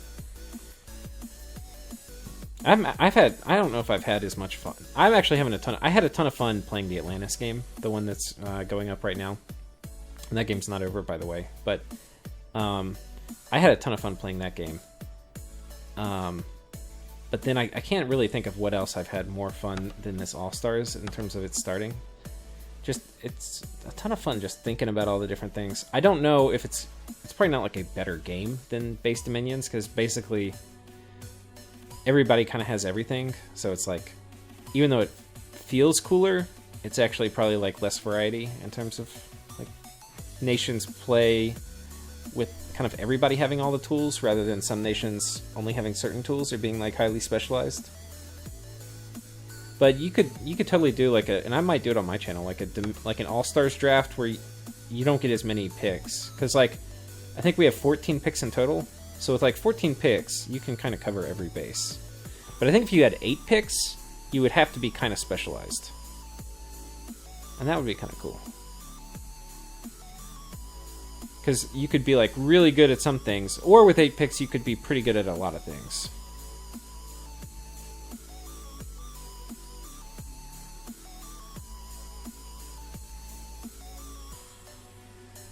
I don't know. I'll probably ask Summer, who hosted the game, what he would think about doing 8 picks. If he thinks... This is my first one, so I don't really know. And I think they've played one before, at least. So it could be that 8 would be too few. But, I mean, either way, 14 is a ton of fun to play. There's like 2 people left to host right now, and I'm trying not... Or 2 people left to finish their turn. I'm trying not to turn bully them.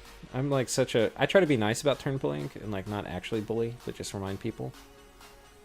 Which I think makes it more fun for people to play when the game's going fast, as I've probably said like 100 times. But it's also annoying if you do it too much. So I am coloring inside the lines instead of turn bullying. Alright, how are we doing? We fixed a lot of the stuff. Let's check out all the stuff we fixed. We fixed you. Fixed you. We're looking good over here. One thing that does kind of suck is when the provinces aren't really perfectly square. Or not perfectly square. When they're very far off square, when they're kind of squiggly like mine are, the province selection doesn't always work. Because the province selection, I don't believe, is based on like the Dominion flag. That could be wrong.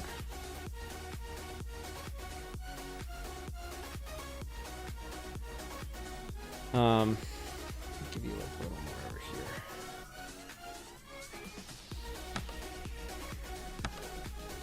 Okay, so that's looking good. You're looking good. That's kind of not perfect here. Let's see if we can fix this little widget.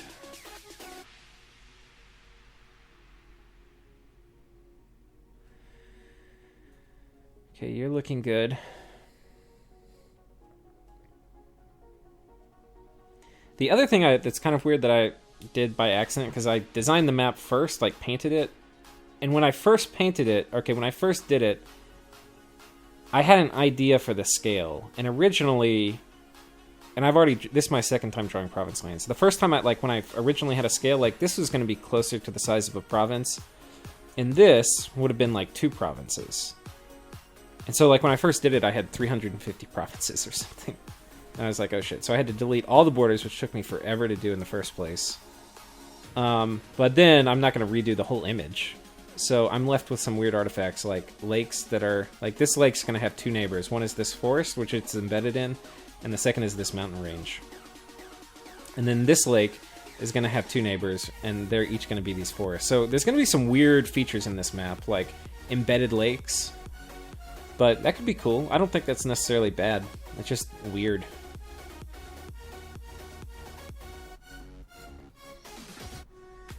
And weird is cool.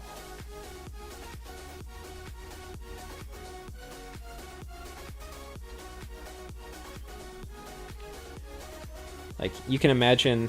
God, how annoying would it be if, like, middle-aged relay got camped up in here and you just couldn't get them out? And they're just spreading their evil influence all through your lands from those little hidey-hole lakes.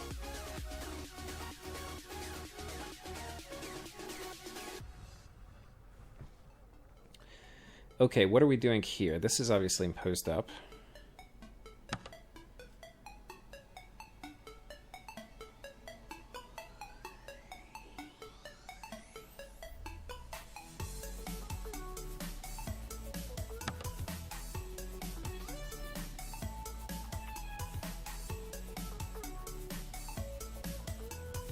There we go.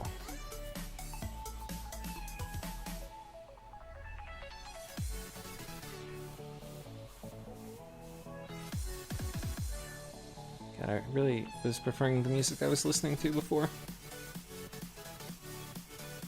I'm not really like an EDM kind of person, but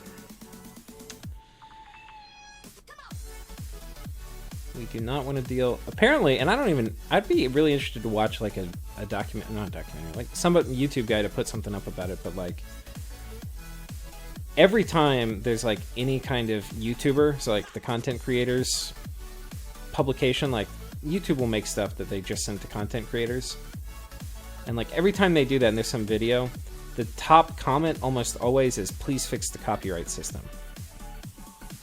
And I think what happens is there's people who are basically just trolls. Like, if you're using any like song or something that's not like, you don't have the copyright, like apparently there's just people that they don't own the copyright. They just want to claim royalties for it. And I have no idea how true that is or how often it happens. It certainly feels like that, because I've had like 6 different people.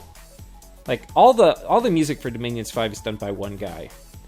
But I've had like 6 different, like a ton of different claims, all from different, not all, some of them from, many of them from different companies, like on the videos that went up that had, I think it's Peter Gundry, that had some of his music in it, just because it was like, I didn't realize it was in the background of Dominions. But I mean, it's licensed by the game. Anyway. But apparently it's a kind of shadowy enterprise, all those companies that do that. So I'd be interested to know how deep the rabbit hole goes. But it's one of probably the copyright system is, I think, one of the most frustrating things for content creators. Anyway, hopefully this does not flag it. Okay, so we have a little bugaboo over here. So let's fix this here.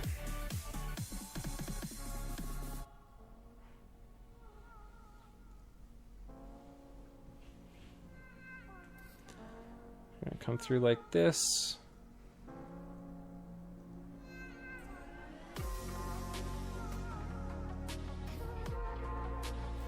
I'm gonna look to chat in a bit. Part of the problem is game developers buying stock music. Yeah, that's probably true. It's a script doing the copyright stuff, easily abused by malicious users. It's just spamming the button and go on. Yeah, I think that's it too. Because like every time I've disputed it, I think it like requires human activity for them to dispute it, and because it's just some script that's running, like they're like, okay, well we're not going to do any human action, because they would make like, I don't have big videos, they would make like 30 cents off my videos, so it's not even worth somebody's time to look at it. So yeah, I've never had a dispute kind of contested, which, I mean, I think I'm right to dispute it. I think if it's part of the game and you license it to a game, like if a game buys a license, I don't think you can do copyright claims on people that are putting it up on YouTube, like playing the game. Like nobody's gonna listen to, like, watch me play Dominions to listen to me talk over Peter Gundry's music because they want to listen to Peter Gundry's music. You know, just ridiculous. So anyway, I think it's totally fair use. But apparently these things haven't even really been tried in court. It's just like, this is the system we have. And it's like totally a system that's been decided on by, you know, little committees on YouTube.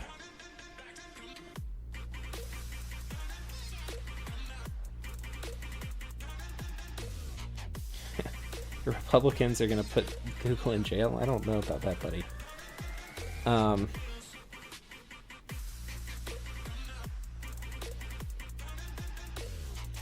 Yeah, the big channels do get pretty fired up about demonetization. Which, honestly, I'll tell you, that is kind of a...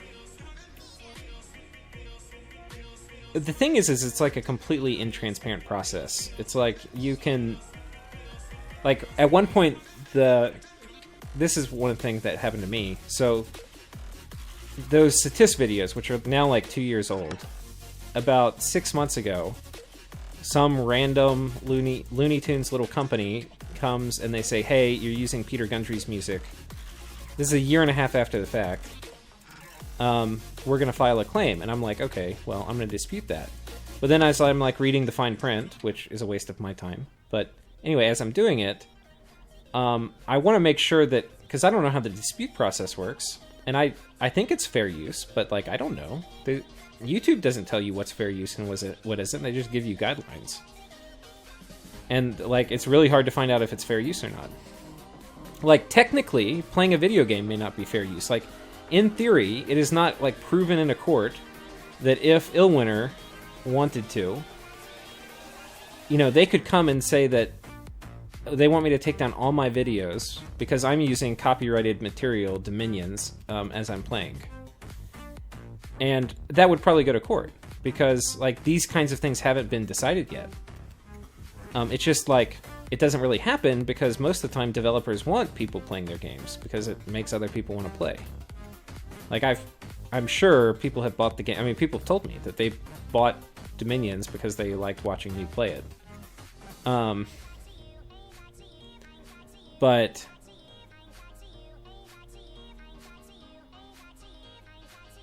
yeah, I don't know. It's just a weird system. And then, so what happened was, with the Satis videos, they filed 3 claims, and as I was reading the fine print, if nothing happens with the claims, like, you're fine. Nothing happens on your channel. It's not like a strike. You don't get demonetized. Nothing. But if the claims don't go your way, like, if you dispute it and you lose the dispute, you get a copyright strike. And if you get 3 copyright strikes, your channel gets taken down, basically, for a long period of time. And I, like, didn't want that to happen. So I'm, like, reading, how can I find out if I'm going to get 3 copyright strikes, or how can I know if, like, that's going to happen to me? And I actually sent some, like, emails to YouTube, and like, once you get, I think, a few thousand subscribers, they'll actually reply to you if you send them an email. And they, like, gave me the least helpful email back. I was like, basically, I just wanted to know, like, if a series of events could happen where I get 3 copyright strikes all at the same time, even though they're really the same issue, and my channel gets taken down. And they're like, sorry, we can't help you. They're like, and I'm like, but, like, you can tell me if it's possible or not. Like, all you have to do is say, it's unlikely, but it's possible. And I'll be like, okay, I now, like, understand maybe I should only dispute 2 of them, or you know, anyway. But, like, that whole process is just opaque. Nobody knows the rules. I think that's why it's, like, really frustrating to the big YouTube channels. And for them, it's like, they need it to live. You know, like, I get, like, a little bit of money from doing this, but it's, like, almost nothing. So, like, all the people who support me on Patreon, it's, like, super nice and very helpful, but it's not like, if I don't have that, I'm not gonna, like, be able to put food on the table, you know, because that wouldn't make any sense. But for them, that is, like, their whole job. So I can totally understand them being frustrated.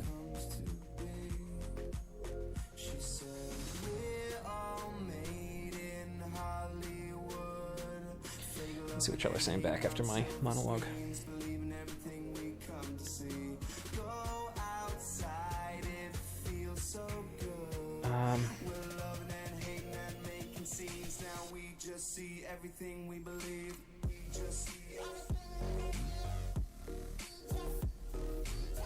Think about it. YouTube's probably forgiving, no experience here yet, but there's always a human who replies to my stupidest email questions. Yeah, I don't know. I actually, and I'm not normally, like, mean to people, but I was, like, a little irritated because they replied and they, like, gave me the lead. It's almost worth making a YouTube video about just how unhelpful they were. Like, I was extremely clear. I was like, look, I know you can't tell me whether my dispute of the copyright claim is going to go my way or not. Like, that's not what my question is. My question is, if it doesn't go my way on all 3 of them, it's the same offense. Will my channel get a copyright strike? And, like, or, you know, 3 copyright strikes and be taken down. And then they, like, pretend they don't understand it when I'm asking them, like, the most simple question. So, yeah. I don't know. I don't think it's the people. I don't think the people are dumb. I think they just have a policy. They have some kind of weird policy they have to abide by that makes them kind of act silly when they're responding to people on things they can't give straight answers on.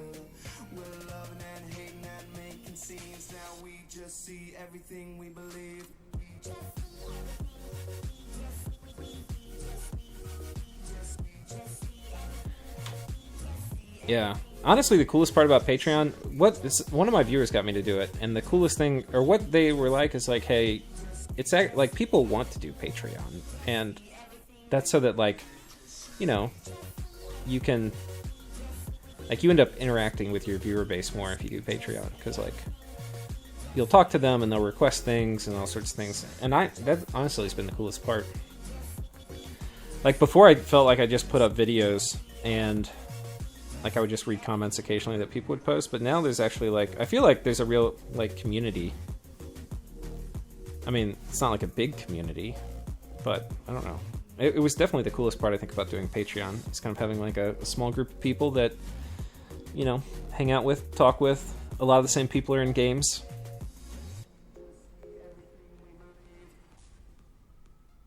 And it's kind of cool because I mean, the other thing is I do it for fun, but I do spend a lot of time doing this. Like to do all the audio editing and putting things up on YouTube. Yeah, it takes a fair amount of time. So I think it is kind of cool that there's a way to make a little bit of money off of it. Like, Patreon is like $1 a day. I mean, $1 a day. It's like $12 a year if you do the $1 a month. I think it's like I do that for the channels that I watch a lot. I think that's fair. But I'm also totally cool with that being optional. I mean, I do it for fun. So I don't know. I think it's kind of cool how it works out, where it's like a volunteer system for like people who want to pay and have some kind of like relationship, I guess, with the content creator.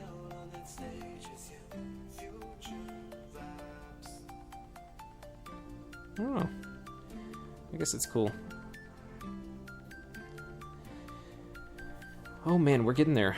We are getting there. I think we've gotten rid of all the junky parts on this part of the map.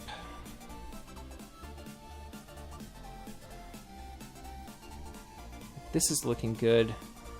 This has a little bit of noise right there. How does this look? I think this needs to go all the way to the edge.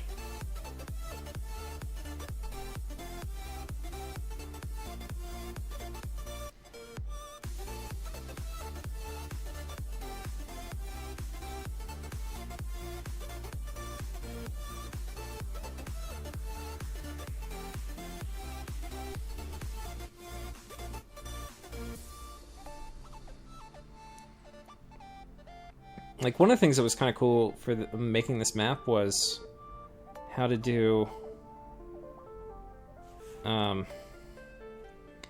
like, the edges here. You can see they're all, like, burnt and paper looking. And I wanted it to feel like it, like, faded into the book, because it looked kind of weird to have this, like, very colorful thing on a weird book, like, not colorful.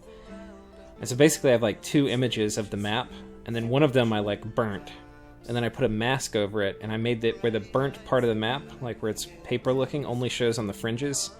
So you can see how it like bleeds in. I was kind of happy with how that all turned out. Like here the mountains, they kind of start turning papery. Did we finish you? Feeling okay with that. Maybe we go like a little bit higher here.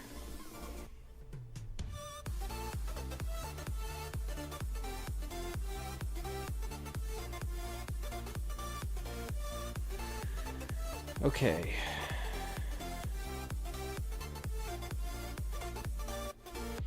That's not looking bad. Might go a little higher here.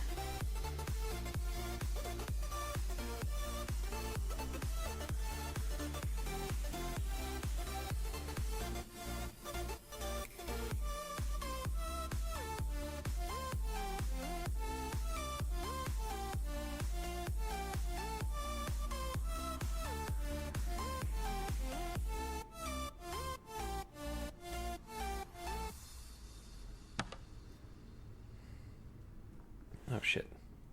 Select you. Let's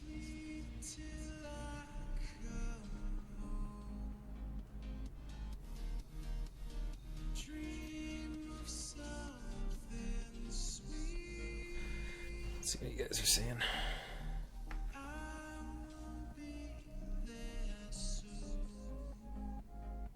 Oh, you give money but not on Patreon.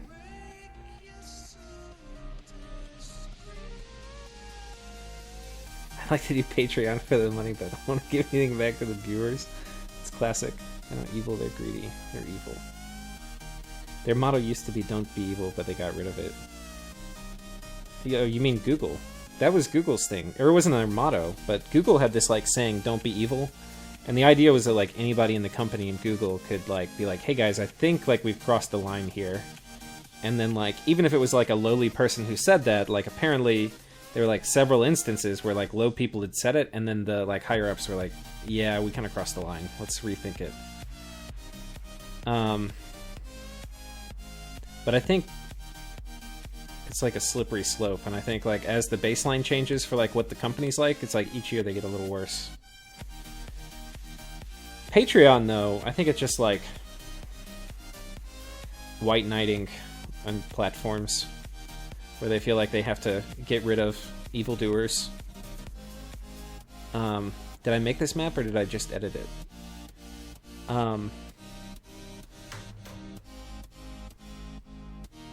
I made it. It has taken me a long fucking time. But I think it turned out way better than I thought it did. Or would. I'm like really happy with it.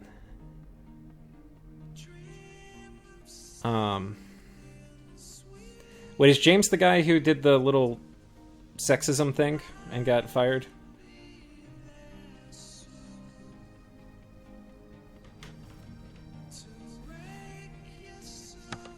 I think there's actually... I kind of like listening to the, like...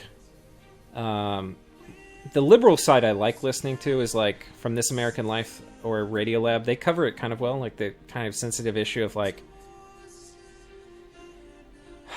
censoring content on platforms. So, like, I think the default position is, like, don't censor anything. But then, like, that quickly fades away, that's not what people actually want. Because, like, if you have Facebook and people put up like pornography or like gruesome violence and kids are seeing it, like parents don't want that, like people don't want that. Like I don't want to log into Facebook and see, you know, some guy, I don't know, dressed extremely offensively doing offensive things. Like I don't want to have my sensibilities attacked, and you know, like I don't want to see porno when I go to Facebook either. So like, you need to censor something, but then the question's like, okay, well, what do you censor then? And, like, there's a whole thing on Facebook, I don't know if you guys are aware of it, with, like, whether you can show the breast or not. And, it was kind of like... Oh, shit, these are all fucked up. So at first it was like... women were getting their photos flagged. So the way it all works is, like, if people report something in Facebook, like if you hit the report an image flag, it goes to their little Facebook security team, and they have, like, a set of criteria they evaluate it against. Say, okay, should we take down this image that somebody has reported? And so people were reporting, like, images of breastfeeding. And this, like, forces a weird thing, because they have to now have, like, a policy as Facebook. Like, what is their policy on breastfeeding? And that's a weird thing that's not even really decided in America, in the culture. Like, you will see women who will, like, be in a restaurant and then they just start breastfeeding. And, like, you know, people kind of look, but it's, like, not a big deal. But meanwhile, like, you can't show your boobs in public. Like, that's not legal. So it's kind of like a weird gray area. And so then they're like, okay, and there were like women's rights groups that were like up in arms about it, and, you know, potentially rightfully, you know, they were like, you know, the breast is not vulgar, you know, breastfeeding is not vulgar or something like that. And part of that is also connected to like, hey, we need to make breastfeeding cool again, because like for a long time people were doing formula and it's maybe not as good for the kids. So like there's this whole movement around it. Well, okay, so then they're like, okay, well, breastfeeding's legal. To do on Facebook. So we're not going to take down things for breastfeeding. But then it's like, okay, well, what technically is breastfeeding? And so people are like exploring the limit of this like vague thing. And so now there's like porn stars who are like having a baby in the picture so they can show their breasts or something. You know, like, I mean, like people are pushing the thing to the absolute limit to like figure out what it's going to be. And I think this is a good lens to look at it through, because all this applies to things which are like way more mainstream, like hate speech. Like, should hate speech be illegal? No. Oh, shit. God damn it. But then, you know, like, then you have to imagine, can people be saying literally the craziest shit on Facebook? Like, is Facebook does Facebook as a platform, do they want it to be a place where you can log in and it's like, hey, welcome to Facebook, here's the craziest shit you've ever heard? And, you know, people are just kind of running their mouth about it, like, throwing all the racial slurs and whatever you want, and, like, people don't want that. Like, nobody wants to log into Facebook to see it. And so, again, it's this, like, slippery slope with, like, what can you say, what can you not say? I don't know. I've kind of rambled on a long time, but it's kind of a cool topic. I mean, look, my position is, like, don't censor anything, but I'll forgive women breastfeeding if they give me farting. Yeah. Do we get all these? No, there's still pixel junk here. God damn it. This is the three border problem. Is if you don't come in and I should have done it at the beginning if I knew it was an issue. You have to come in really hard on your first thing and just get rid of all of the third party, so it's only a two-party border. Otherwise you have this weird... Okay, I finally got rid of all the junk. But I have to probably... Oh, this isn't bad.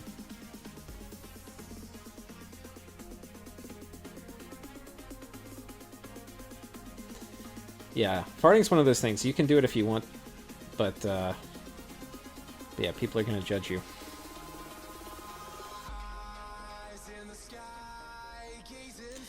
Okay.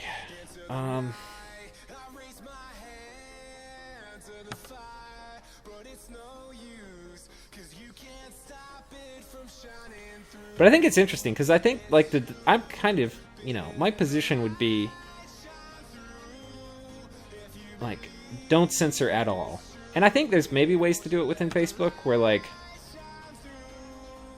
especially, but this gets into, like, also weird sketchy space, but, like, you could be like, hey, I'm kind of like in YouTube, like, you say, like, I'm not interested in this, or you don't like it on your own feed, and then it just stops showing you stuff like that. So, like, they could do that on Facebook too, where you basically, like, either directly you opt into, like, a filter category where, like, you don't want to see certain kinds of things. But there's no simple answer, you know, because, like, even violence, like, do I want to log into Facebook, which, by the way, I never get on Facebook, but whatever I would log into, do I want to, like, YouTube, do I want to log into YouTube and see pictures of gore? You know, like, child cut in half. No, fuck no, I don't want to see that. Like, don't show that shit to me. But then it's like, do I never want to see that? And the answer is, well, you might think the answer would be no, I never want to see children cut in half, but, like, what if we're in a war, and part of the consequence of being in war is kids are getting blown up? Like, do we then want to hide reality and pretend like bad things aren't happening, like kids aren't getting cut in half? Like, what happens when that is news?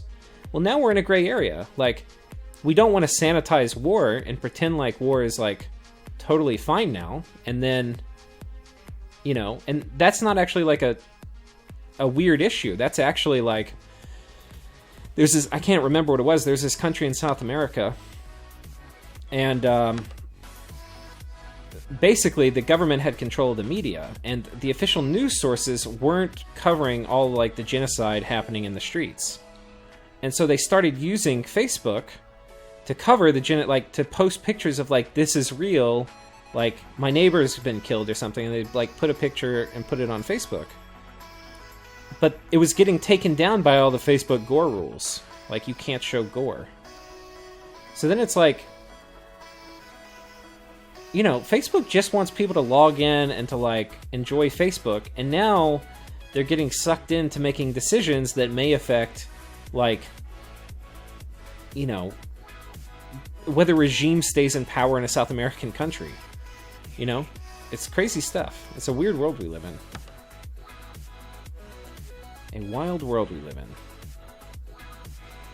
Okay, got a 3 border problem here.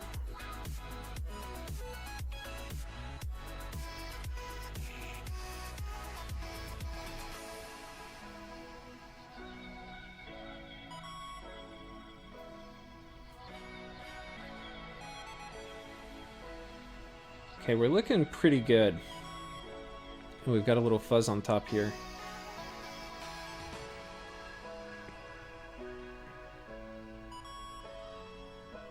Ew, what the fuck's... Oh, this is all hosed up. So we're going to have the 3 border problem here. So what I'm going to do is I'm going to push this up.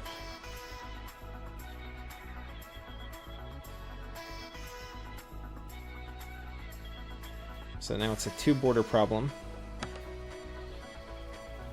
Oh, wait, whoops.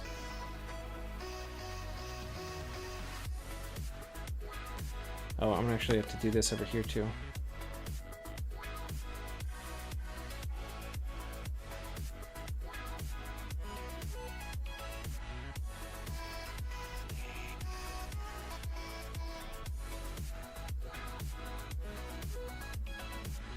Okay. Don't fart shame, you racist. I think it's just the executives should be locked up for their crimes. Put Jack and his little Indian lackey in jail. I don't know who all the characters are, but I think it's a complicated issue a little bit, I'm not gonna lie.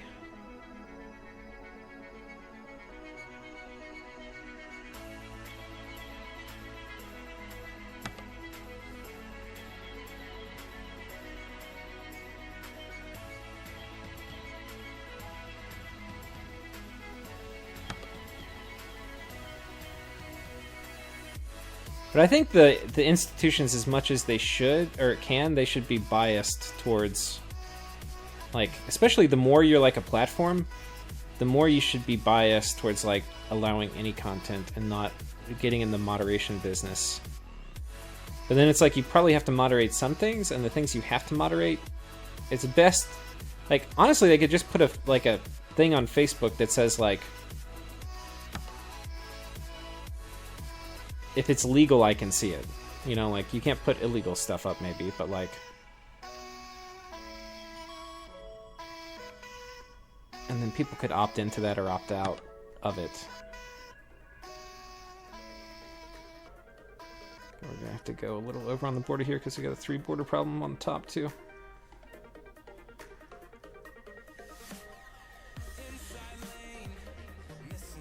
Tiny little lake. This is another kind of random lake. I'm thinking this one will be like a connection to this province, and then this one's going to have 2 mountain connections. Like, you have to do a mountain pass to this one or a mountain pass to this one from this lake. It'd be kind of cool.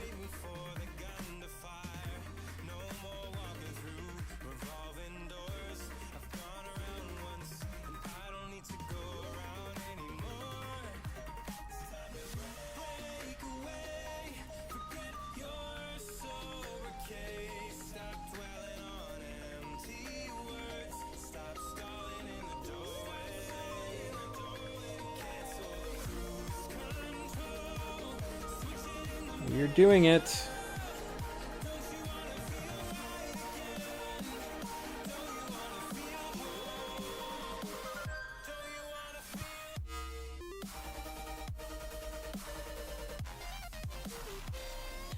I mean, honestly, I guess the best way to do it, like a platform, maybe they should like really not moderate, but they should just make it really easy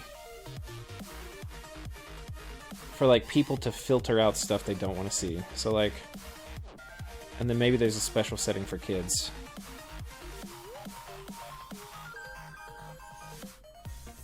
So like if you post too much racy stuff, then you can get kind of like pegged as a racy person, and then people who have like filtered up not to see racy people, like it wouldn't show you. And maybe there's like more categories than just racy, but I think it's like very bad to have centralized filtering, like where people have to come up with any set of criteria. Because like, first of all, it's an impossible problem, because like the users, the people who want to see things, like everybody has different preferences. So like you can't decide that centrally. So I think like that's actually like the main issue. It's like it's an intractable problem. The only way to make it tractable is to get out of the business of centrally regulating it and allow individual users to have like an easy way to regulate what they want. Which kind of is what YouTube does. It's like when you When you click not interested on your screen, they stop showing you stuff like that. And then also, if you don't click on videos after they show it to you, they figure out that, hey, every time I show this type of video to somebody, they never click on it. And then, even though you've never said you're not interested, it figures out you're not interested and it stops showing it to you. So, you know, Facebook could do the same thing.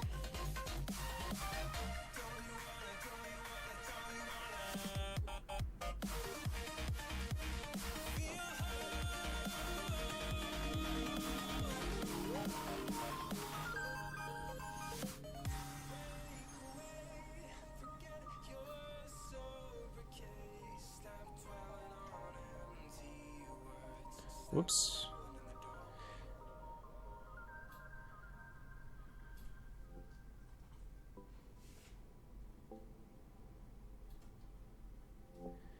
We are getting there. The kaleidoscope. That would actually be a kind of fun setting. Still gotta do these candles. That would still be a fun setting to play on, maybe. Like, I just have a version of this where it's actually color-coded like this. Kaleidoscope version.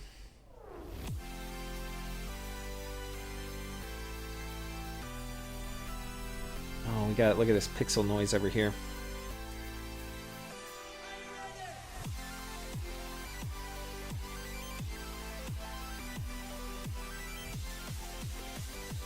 There's a lot.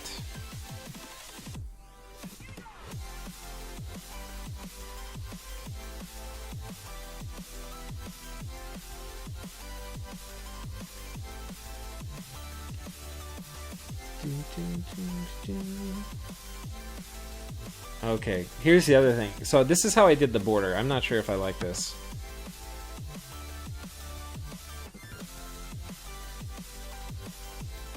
Is this where you... Okay, well, first of all, that's fucked up, but... I'm not sure if I disapprove of the border ending here, if it really needs to go all the way down to the edge. What do y'all think? I guess it's not super consistent. I think either I have to do it as close as I can to this inner line where like the top page ends, or I have to do it all the way to the bottom. Like if I do it to the inner line, I just cut out some of this, which maybe is what I do. What did I do on this side? Well, this side was weird because this side, the page is a borderline, but then these were like provinces. But here, this isn't thick enough for that. So maybe I do it to the end of the page. See if anybody weighs in.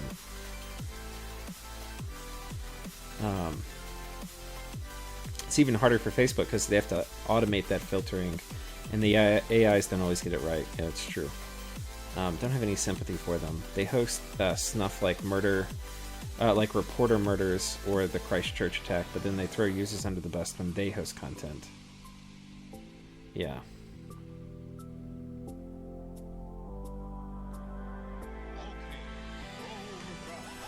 Yeah. I mean... The thing is, and this was kind of interesting, the way they do a lot of that banning, I don't think is really politically based. I mean, you can argue it kind of is, but like what I've seen is like how they ban hate speech is you are not allowed to say mean or bad things about certain groups of people. And the types of groups of people you're not allowed to say mean or bad things about are protected groups. So some things are protected and some things aren't. And this is like by law. So like, not to say that by law means it's what YouTube must do, but what by law means is that like there are certain groups of people which are protected from being discriminated against by law. So like you can't discriminate based on gender or on race. Like those are things. And I think also like sexual orientation, you're protected by law. So the way that like hate speech is regulated, and this is how a lot of the people who are like, you know, who get like the politically quote unquote motivated bans are. A lot of what happens is they will have some statement where they say a bad thing about a broad group of people, like that is a protected type of people. And it ends up giving some very weird results. And so people were like stress testing it because nobody knew what the rules are because Facebook and Google or whatever, like they don't want to publish the rules Because if they publish exactly what the rules are, then people would know how far they could push it without getting banned, like exactly, which they don't want.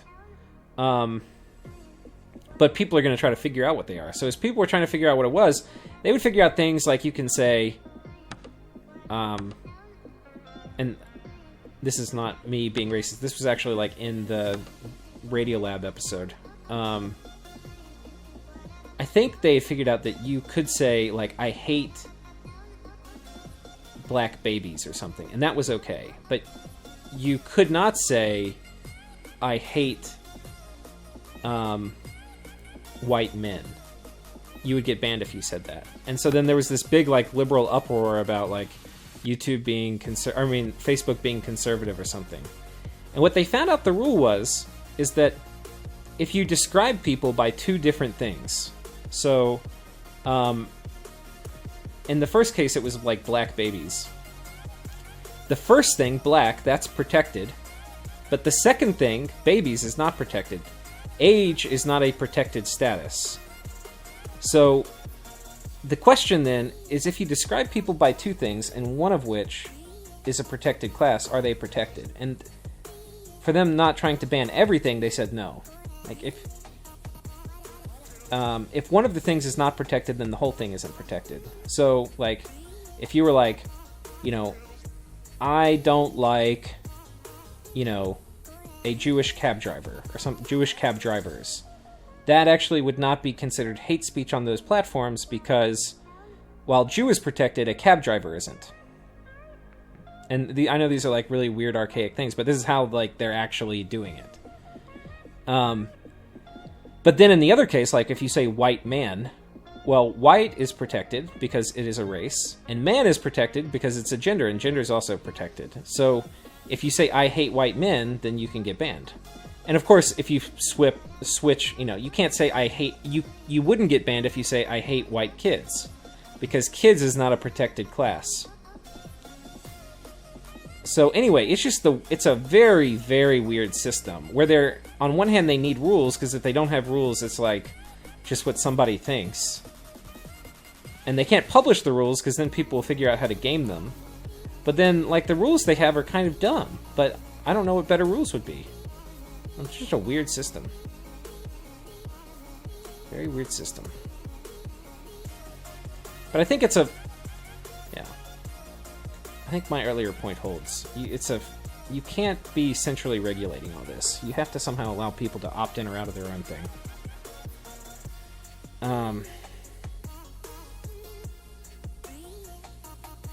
And I think it would look better to have it at the end of the page like you have now.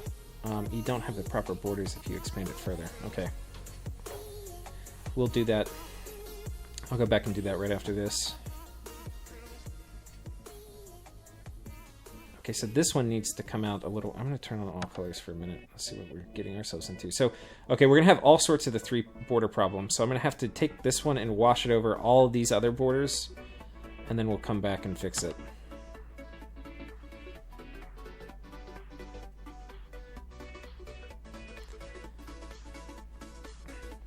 Okay.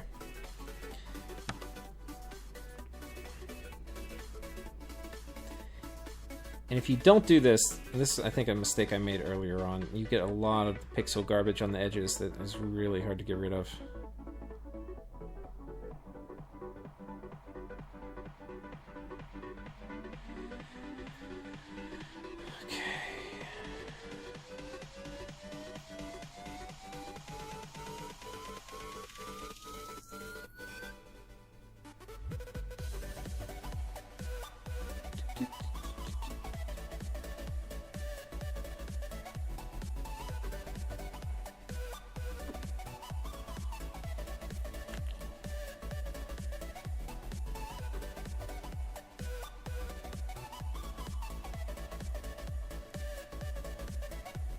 Kind of funny thing is, like, while I've been talking about all this, it just shows how mindless this activity is. Like, I can just be in, like, full conversation, and I'm like horrible at multitasking.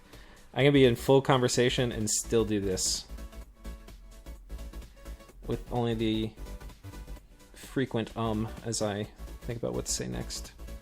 But that's kind of my default mode of talking if we're going to be brutally honest with ourselves. I am an ummer. Oh man, look at that. This is ugly.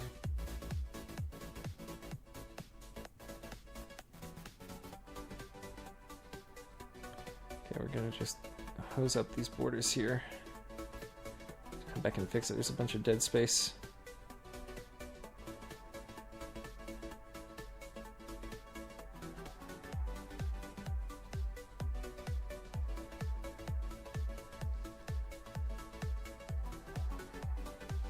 Success. Oh my god.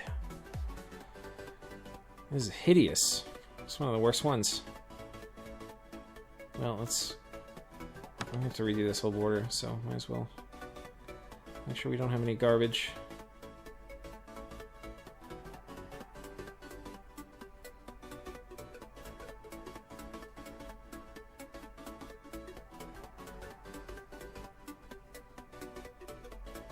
Oh my god, this whole thing is a just huge clusterfuck. Oh my god, this is gonna take a while. Alright.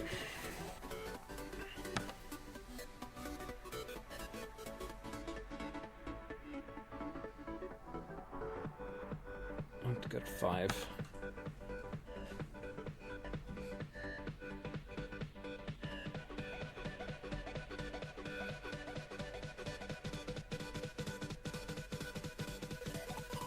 There we go.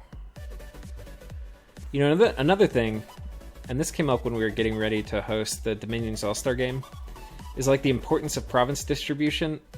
And like, it's kind of hard with this because I was like, as I was making it, I wasn't necessarily thinking about like movement type and, you know, what type of province would be. And then a lot of these things are like, they could be either. It could be a forest, or it could be a plains, or it could be a farmland. So,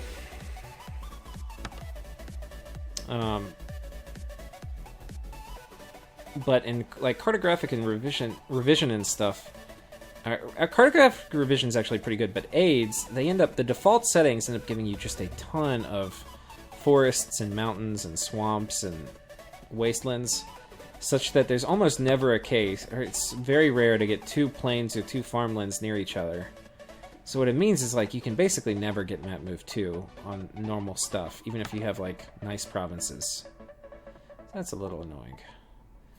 So, but you can just change that in the settings for aids, which is one of the map creators for Dominions.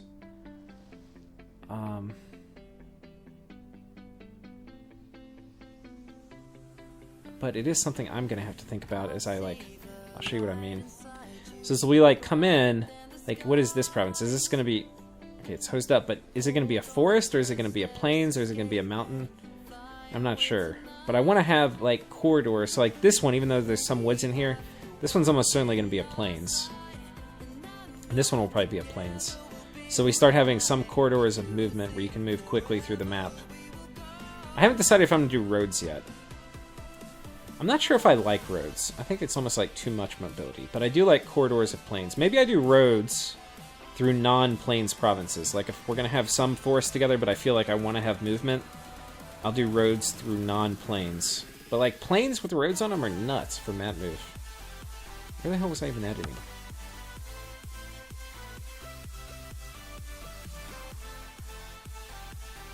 I think I was over here.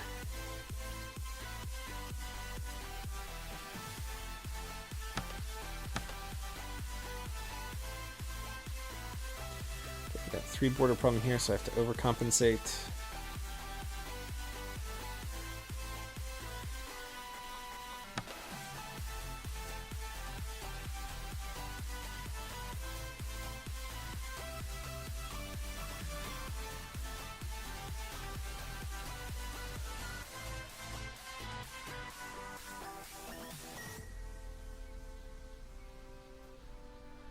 Okay, and then here. For those of you who don't know, the way this works is you kind of right-click it, and then you can paint.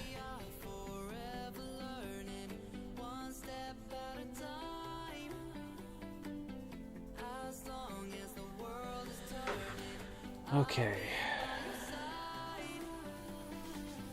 Okay, there's a bunch of comments in here. Here we go. Why are the provinces different colors? That's just so that I can do the editing for the borders. Otherwise, it's really hard to see. It's really hard to see the different borders for all the provinces. I am the Trav. Welcome. Yeah, you've caught a live stream, but we're not playing Eudor. We're just editing a map here. Is the Hinnom campaign abandoned? I'm not sure if I'm going to finish it. I might finish that one. I lose that game, though, as a spoiler. But, yeah, I got eaten by a big Micklin. Anyway, I played that really badly. Vanheim just attacked me with elephants. Vanheim has elephants? That's not supposed to happen. Though, elephants, as soon as you put a size 6 in front of them, like fire elementals, oh my god, elephants hate fire elementals. Like, one fire elemental could probably kill like 15 elephants. If it was just like a one-on-one battle. That would be my suggestion. Classic Vanheim. I mean, I'm doing some cool stuff, so it's kind of like radio. Yeah. Maybe I should chat more if I'm... people are listening to it in the background. But yeah, honestly, fire elementals are so good. They're so good versus a lot of things.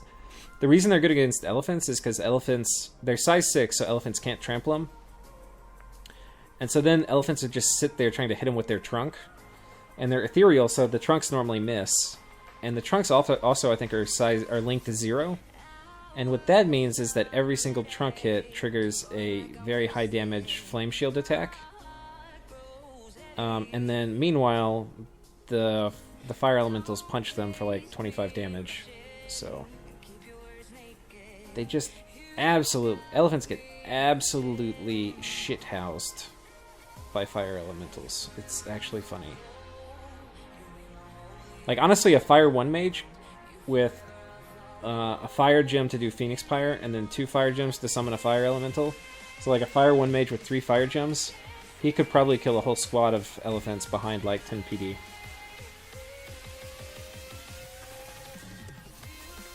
Talk about fire 1 mage value. People hating on fire.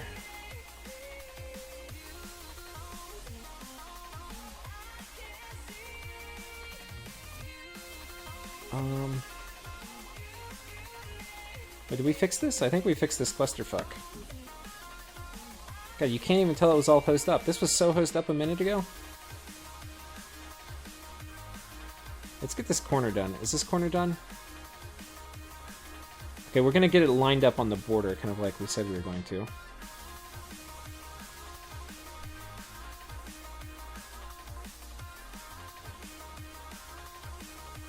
That's actually not bad for the border.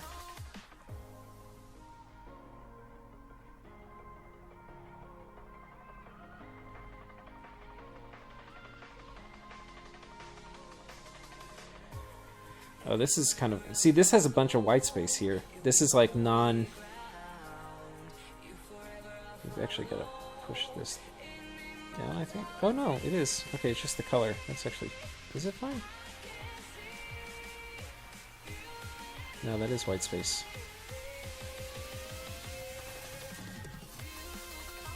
You end up getting like very weird Dominion artifacts if you leave that in there.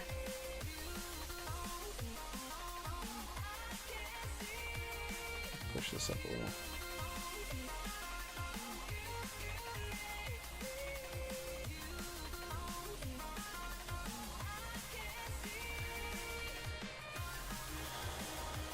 Got some weird Photoshop artifact there. Weird artifacts here.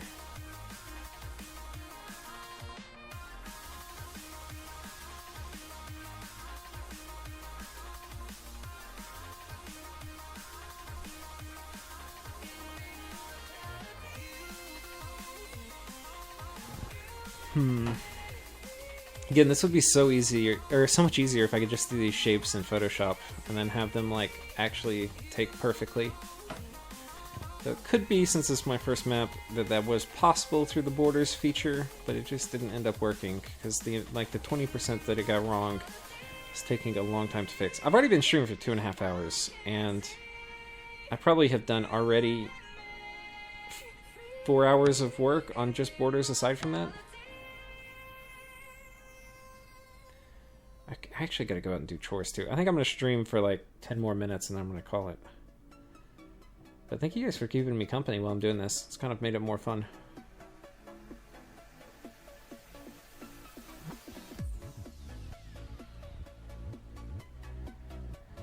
Okay, fix your border. Okay, it's hard to see, but there's some pixel cheese right here too we gotta get rid of.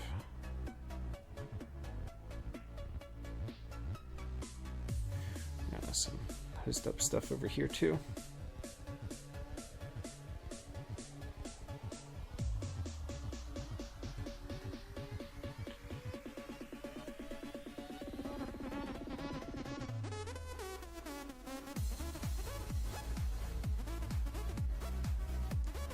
Okay, I'll fix it like so.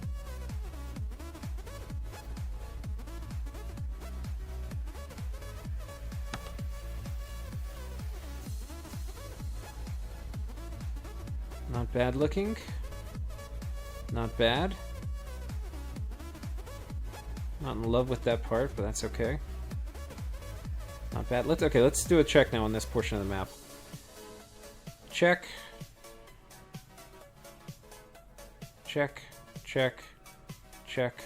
Check.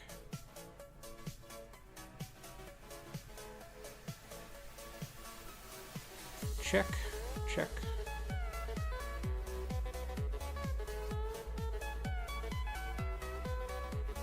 Check, check. Check, check.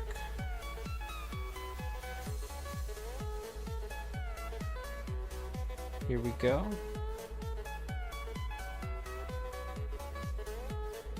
Oh, I got a mistake.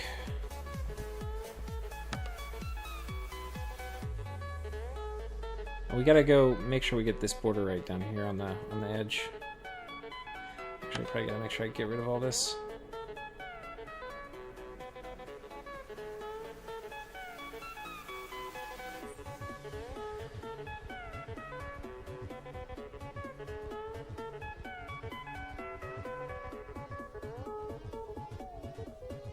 Okay.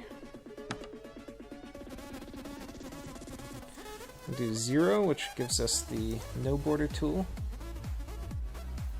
Put you up on 10, I think. Oops, I kind of went too far there.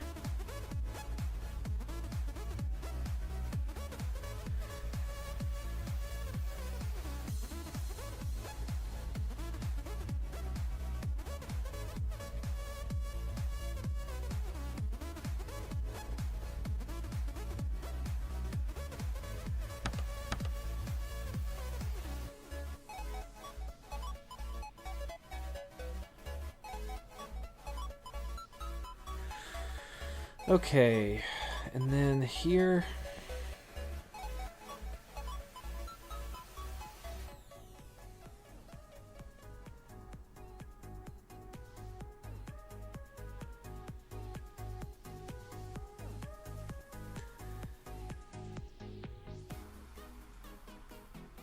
it's a little rough. Let's see if I can smooth it out.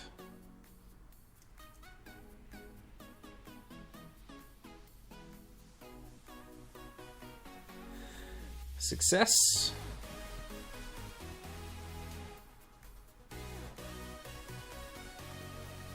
Seems okay.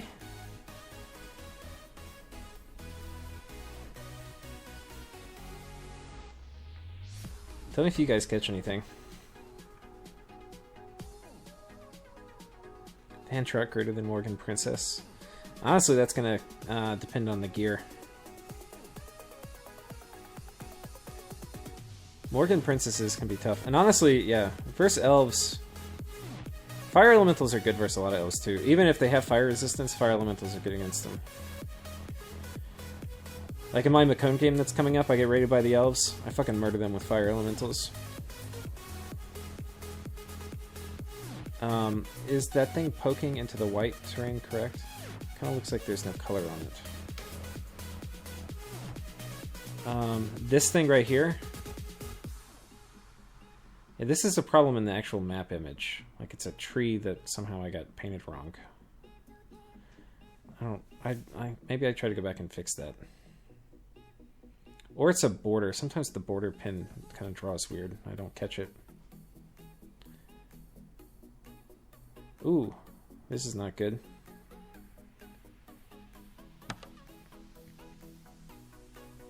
Is that what you meant, or was there something else that I missed for pointing into the white thing?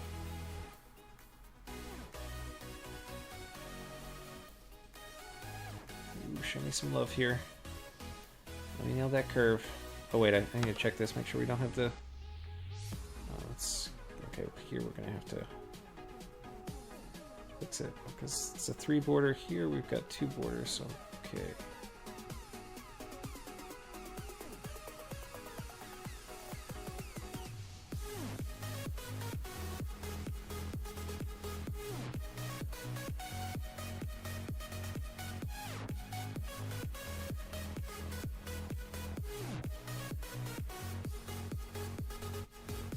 Okay, and then take this.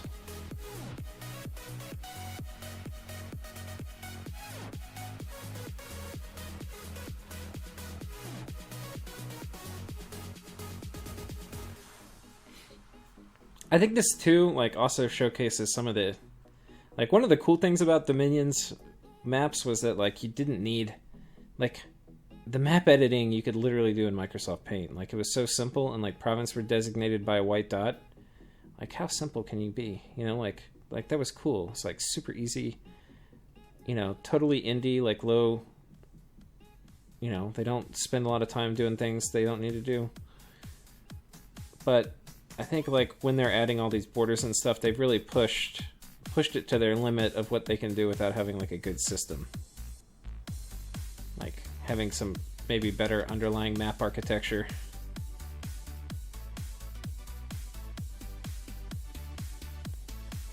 Here are those islands. Okay.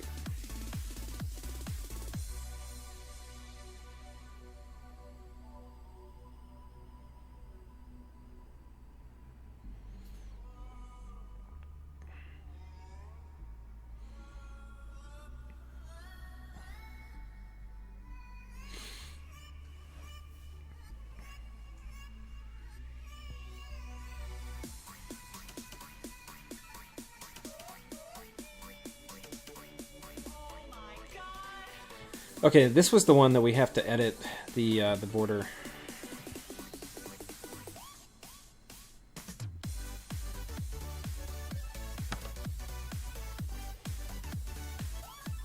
Wait, whoops, okay. So this one, this is the border for the no province type space. So we're gonna just bring it right up along here, right up to the edge.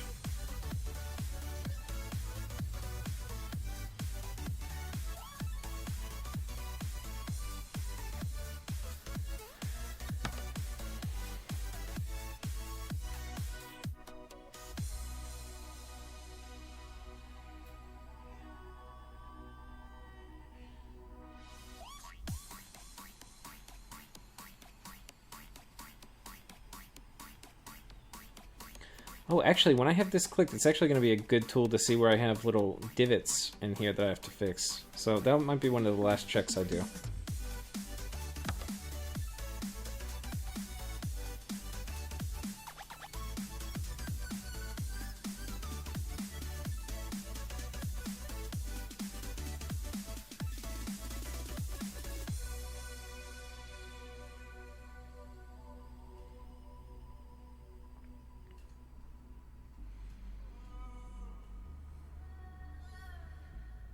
Can't really tell. Do I really want it to...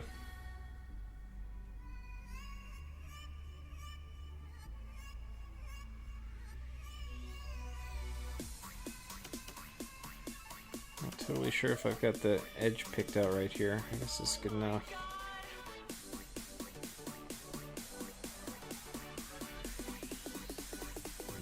cut it. See, I feel like it needs to follow the mountain around here.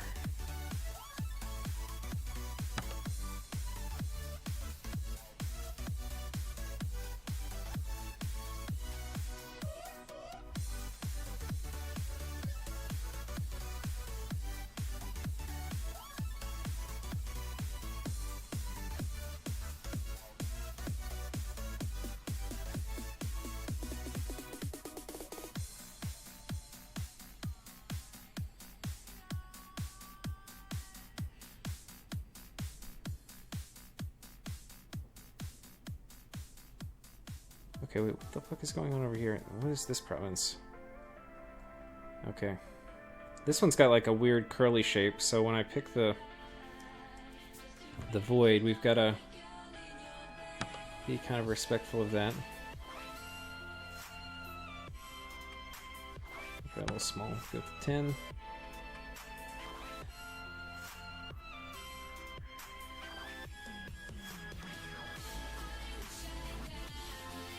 Okay. Probably okay. Now we do... Let's do this one.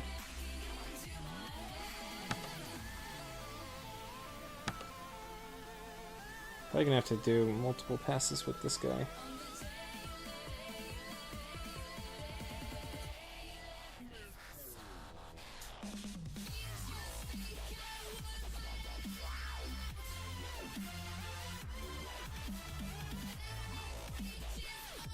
Well, because these divots are on both sides, I'm gonna have to do a big border on this one.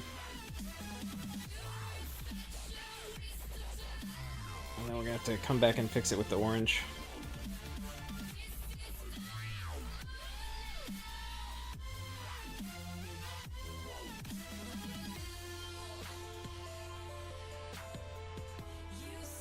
I think this is right where we were when we spawned. We'll pull that up in a minute before I close this out.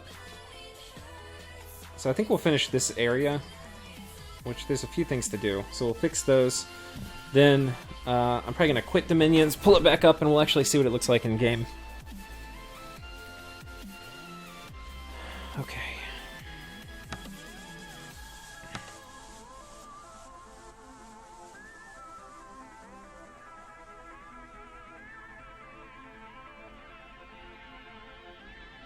There we go.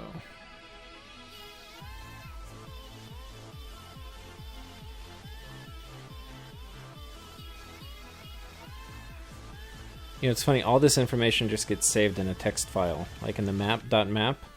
There's going to be like a 10,000 long line text file that just has like coordinates for what I've colored in here. It's probably longer than 10,000 lines.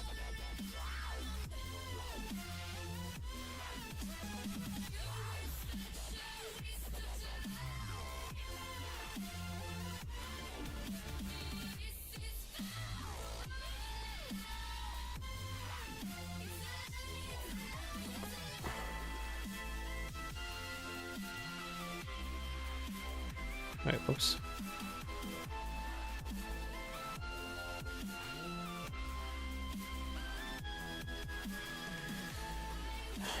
Okay.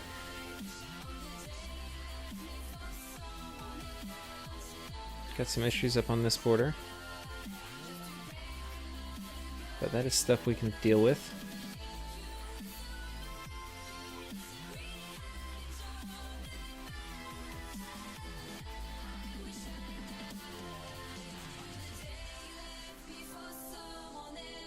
Okay, this one we've got to fix too. We're getting there, guys. We're getting there.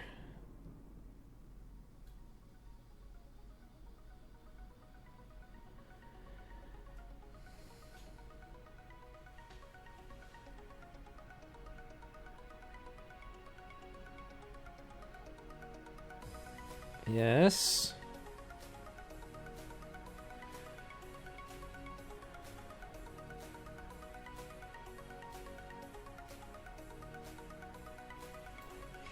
We're gonna pick blue.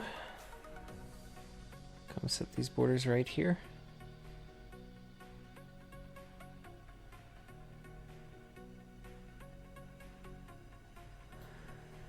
Okay, and then here.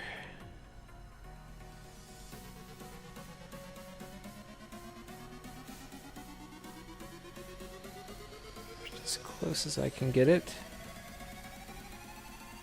Go 1 pixel. Go. Only one. Oh, got it.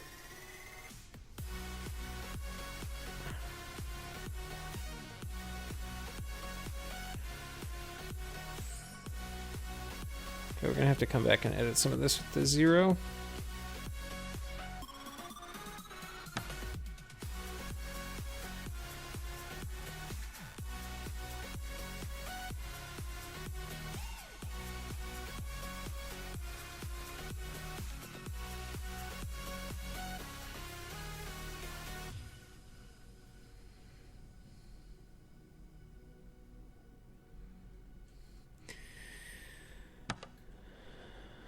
Okay, we're getting there.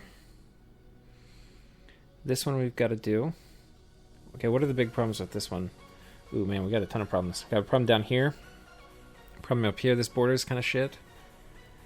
This, we've got the three border problem, too. So we're just going to make sure we get rid of all the third-party border. Another big, beautiful pink mountain.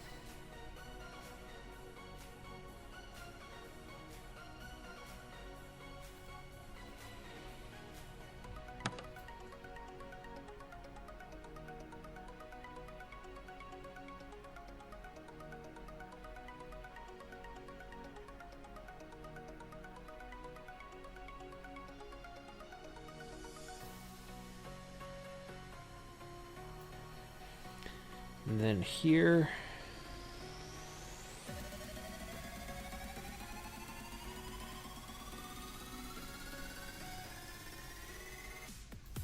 ooh, it's a little big.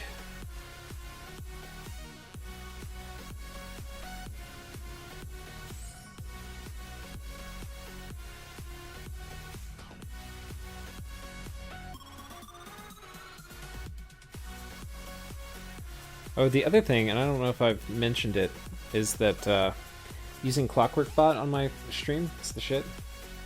Oh, wait, Star, you're signing out, man. Take care, bud.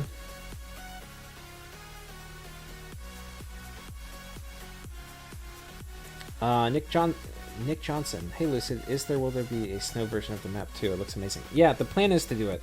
I haven't done it yet, and I don't know how I'm going to do it. The only thing I know is I'm not doing it by hand. So what it will probably be is I'm going to come up with the mask or filter in Photoshop to do it. And if I can't find one that does it easily and it looks horrible, then what it will probably be is like, I'm sure if I have a very light filter, it'll look good. But what I'm not sure is if I really try to make it look like winter, if it's going to look good. And if that's the case, then I'll probably just have like a very light winterized version.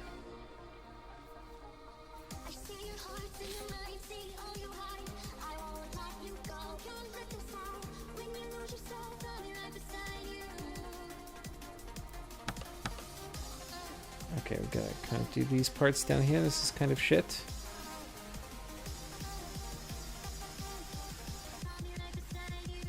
I don't really like, actually, what's kind of odd is the 3 pencil actually kind of does a worse job on some of this, because it's like a more jagged edge than like the bigger circle of the 5 or the 10. The problem with the 5 or the 10 though is you can't really see where you're painting. Like if you look at my mouse, it's like so far away from the edge.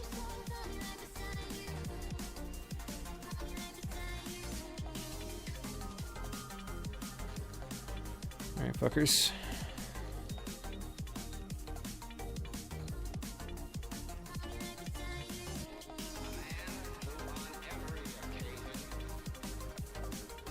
Oh.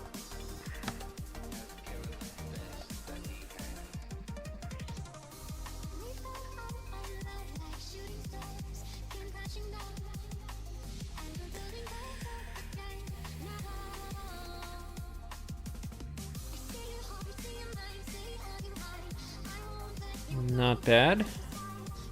Ooh.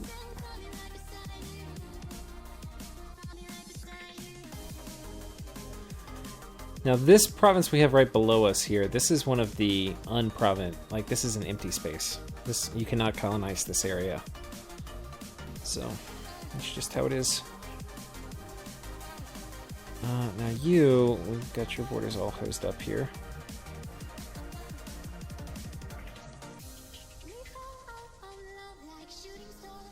And actually, we're gonna have to do a bigger thing here. We're gonna have to redo this border. 3 border problem.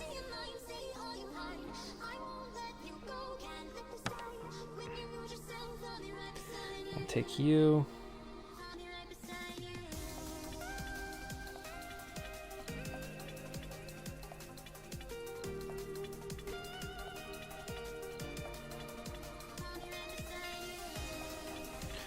Then the 0 border.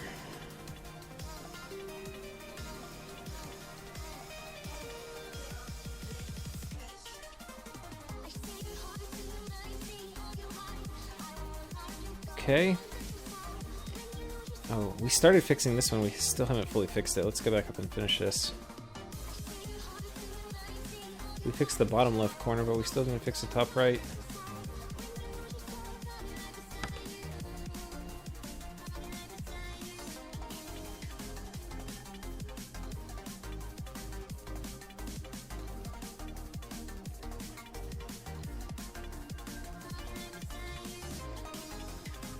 Okay.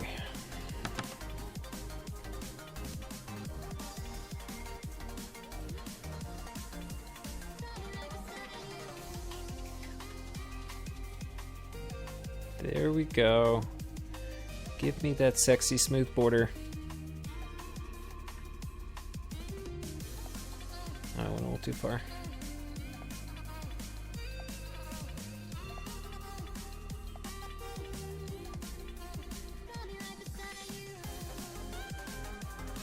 Okay. I mean, honestly, not bad.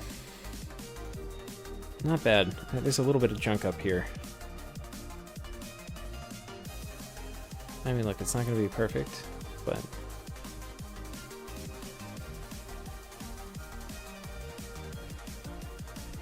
we're just going to do the best we can when we can.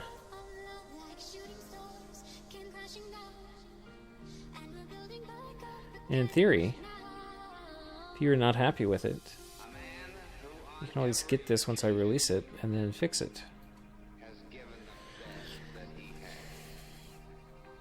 If you have such a low estimation of your time. Just kidding. Here we go.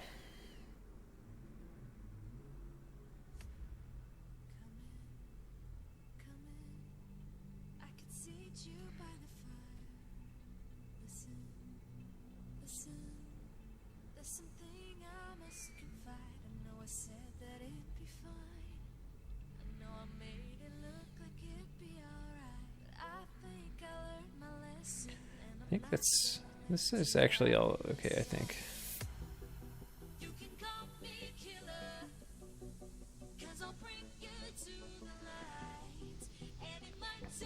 Okay, this province is hosed, but we'll come to that one last. Let's make sure we got all these.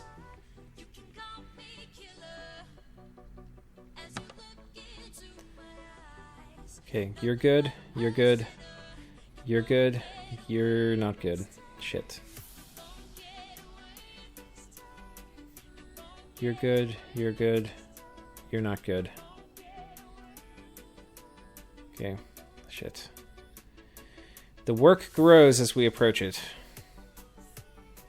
Oh, this one's got a little nugget here we gotta fix too. Let's see how that one was hard to see.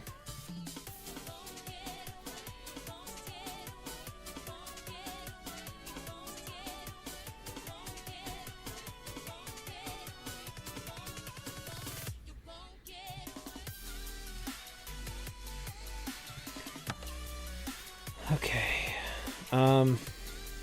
We're not going to finish this, but I do want to feel like I finished a milestone.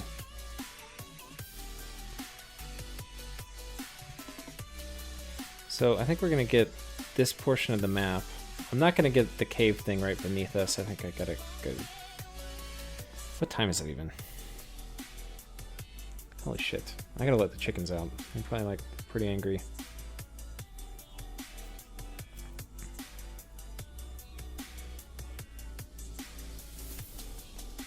Yeah, Heat scales for underwater nations. Good stuff. Okay, and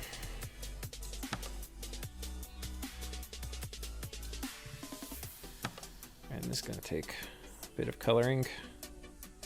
Let's get our big markers out.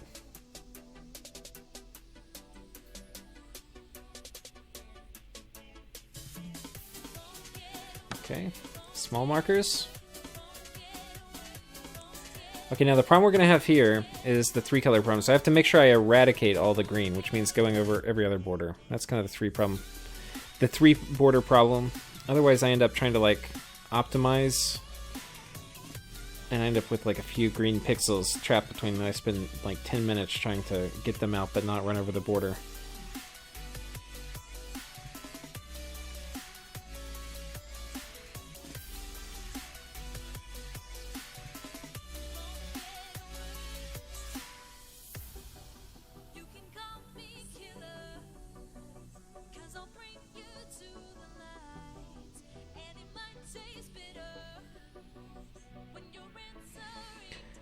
Okay.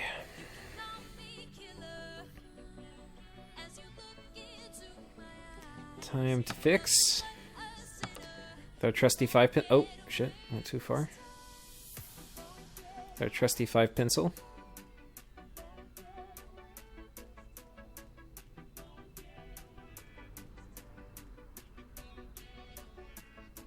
See, I'd have to do this literally for every province border if the border thing didn't work at all, which fortunately it works some.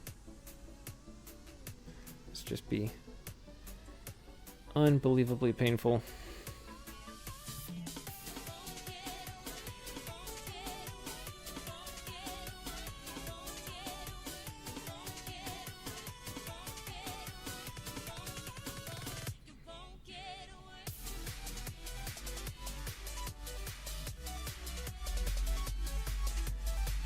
Okay, I'm actually cool with that, and then we'll fix this bottom border here.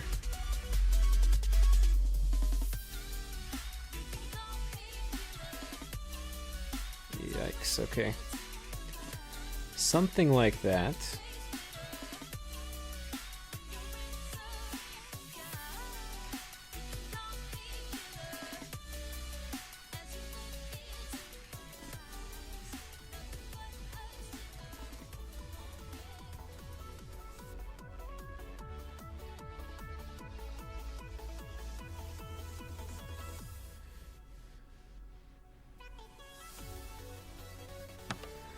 Tiny pencil tool, deploy.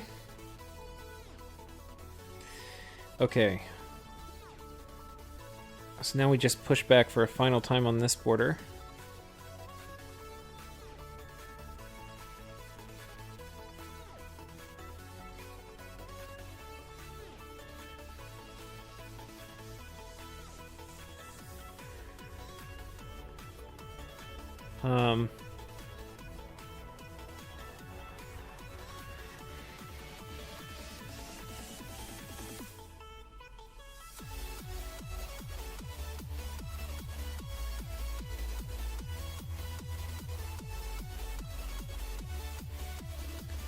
Here we go, get all this. What is this lake here? Oh wait, that's a different province, okay. Well, that's not bad.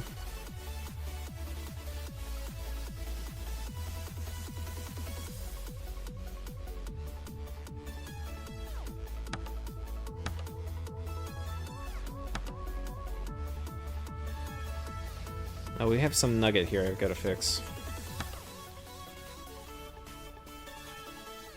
I think that's just empty space.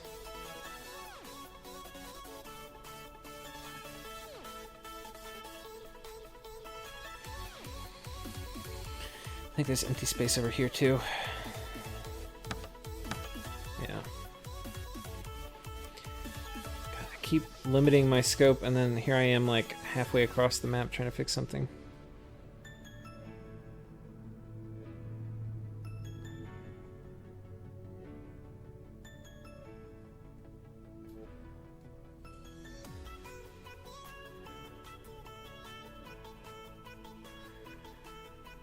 Okay, and then we've got definitely a little clusterfuck right here.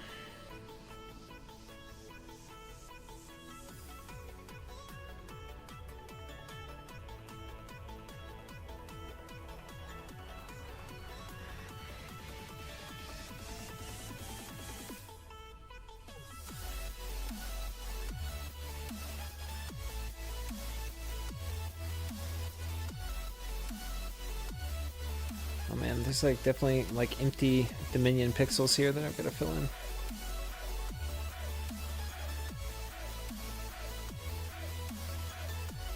These are all empty. I think we're going to fill them in, then we're going to push back with the water.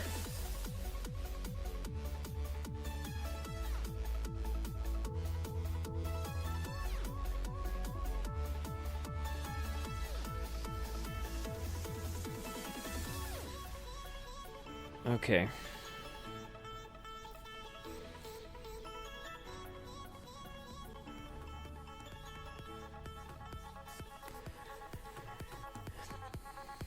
Okay, these are still fucked. We're not gonna fix that. Did I get this corner done at least? We fixed this mountain. Everybody's looking sexy on this part of the map. So what do we have left? I've got to do the caves, which aren't fully done. I got to do the candles, which aren't done. There's some things in this region... Oh, shit. Randomly clicked. There's some parts in this region of the map that I have to fix, like right here. You can see stuff here that has to be fixed. All this. There's a bunch of stuff. I need to, as a final step, I need to go hit 0 and look for little empty divots, which are going to be scattered around here. Like there's one right there. There's one right here. Anyway, that'll be the final step. But up places where I've already been, there shouldn't be many. There's one here.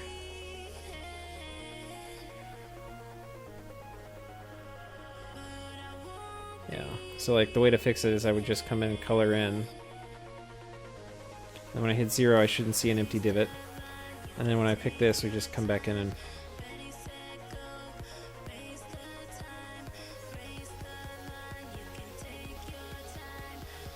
Anyway, that's how we fix divots. But I have to come do a final check for those. So anyway, we're getting there, guys. We're almost done. So now what we're going to do, I'm going to save it. I mean, I've still got other stuff to do, like winterizing it. Let's read chat real quick. And we're about to pull it up in game. Forgot a tiny green area.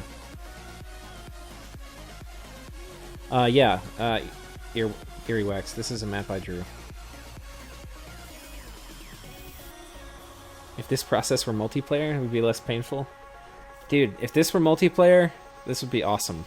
I would love to make this multiplayer. Alright, let's see what this looks like in game.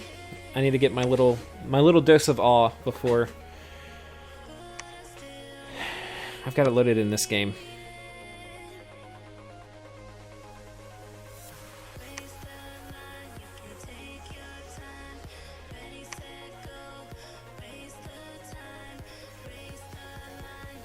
Yeah, can you wait to play this? Anybody stoked? Borders are looking pretty good. They're not perfect, and you can see some here, like some of this noisy pixelation. I hate that, but it's really hard to get rid of with the tools we have. But I think it's still kind of cool. I mean, like, this obviously isn't cool down here, but I'm okay with borders like this. Like, it's a little wonky, but I don't have an easy way to get rid of it. Man.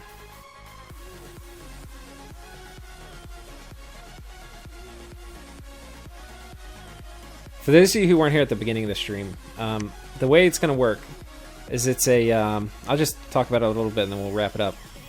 It's not a wraparound map. And the problem with non-wraparound... So the problem with wraparound maps is they're ugly as shit. You can't do cool shit and have it wrap around very easily. Like, Pymus had some really cool, good-looking... There are probably a few good-looking wraparound maps. Let's leave it at that. But you can do cooler stuff like this if you don't do wraparound. The problem with non-wraparound maps is it's way better to be in a corner. That's problem number one. And so it makes, like, not fair start positions, really, because you can't get attacked from behind. Problem number two is that it takes a long time, and this actually is the bigger problem, to go from one side of the map to the other. Like, if this were a wraparound and you wanted to go from here all the way to here, it would be quick. It'd be like 3 turns on a non-wraparound. Boom, boom, boom. You're all the way on the other side. In a wraparound, it would take you like 2 game years to do. Because you literally have to march your ass through all these provinces. So, what we have done here to fix it is there are little small candles on the map, and each small candle will be linked to a big candle. So from here, if you want to get, like, let's say this is your cap, you can go from here to here, which is a candle province. It's got a small candle. This candle will link to this big candle.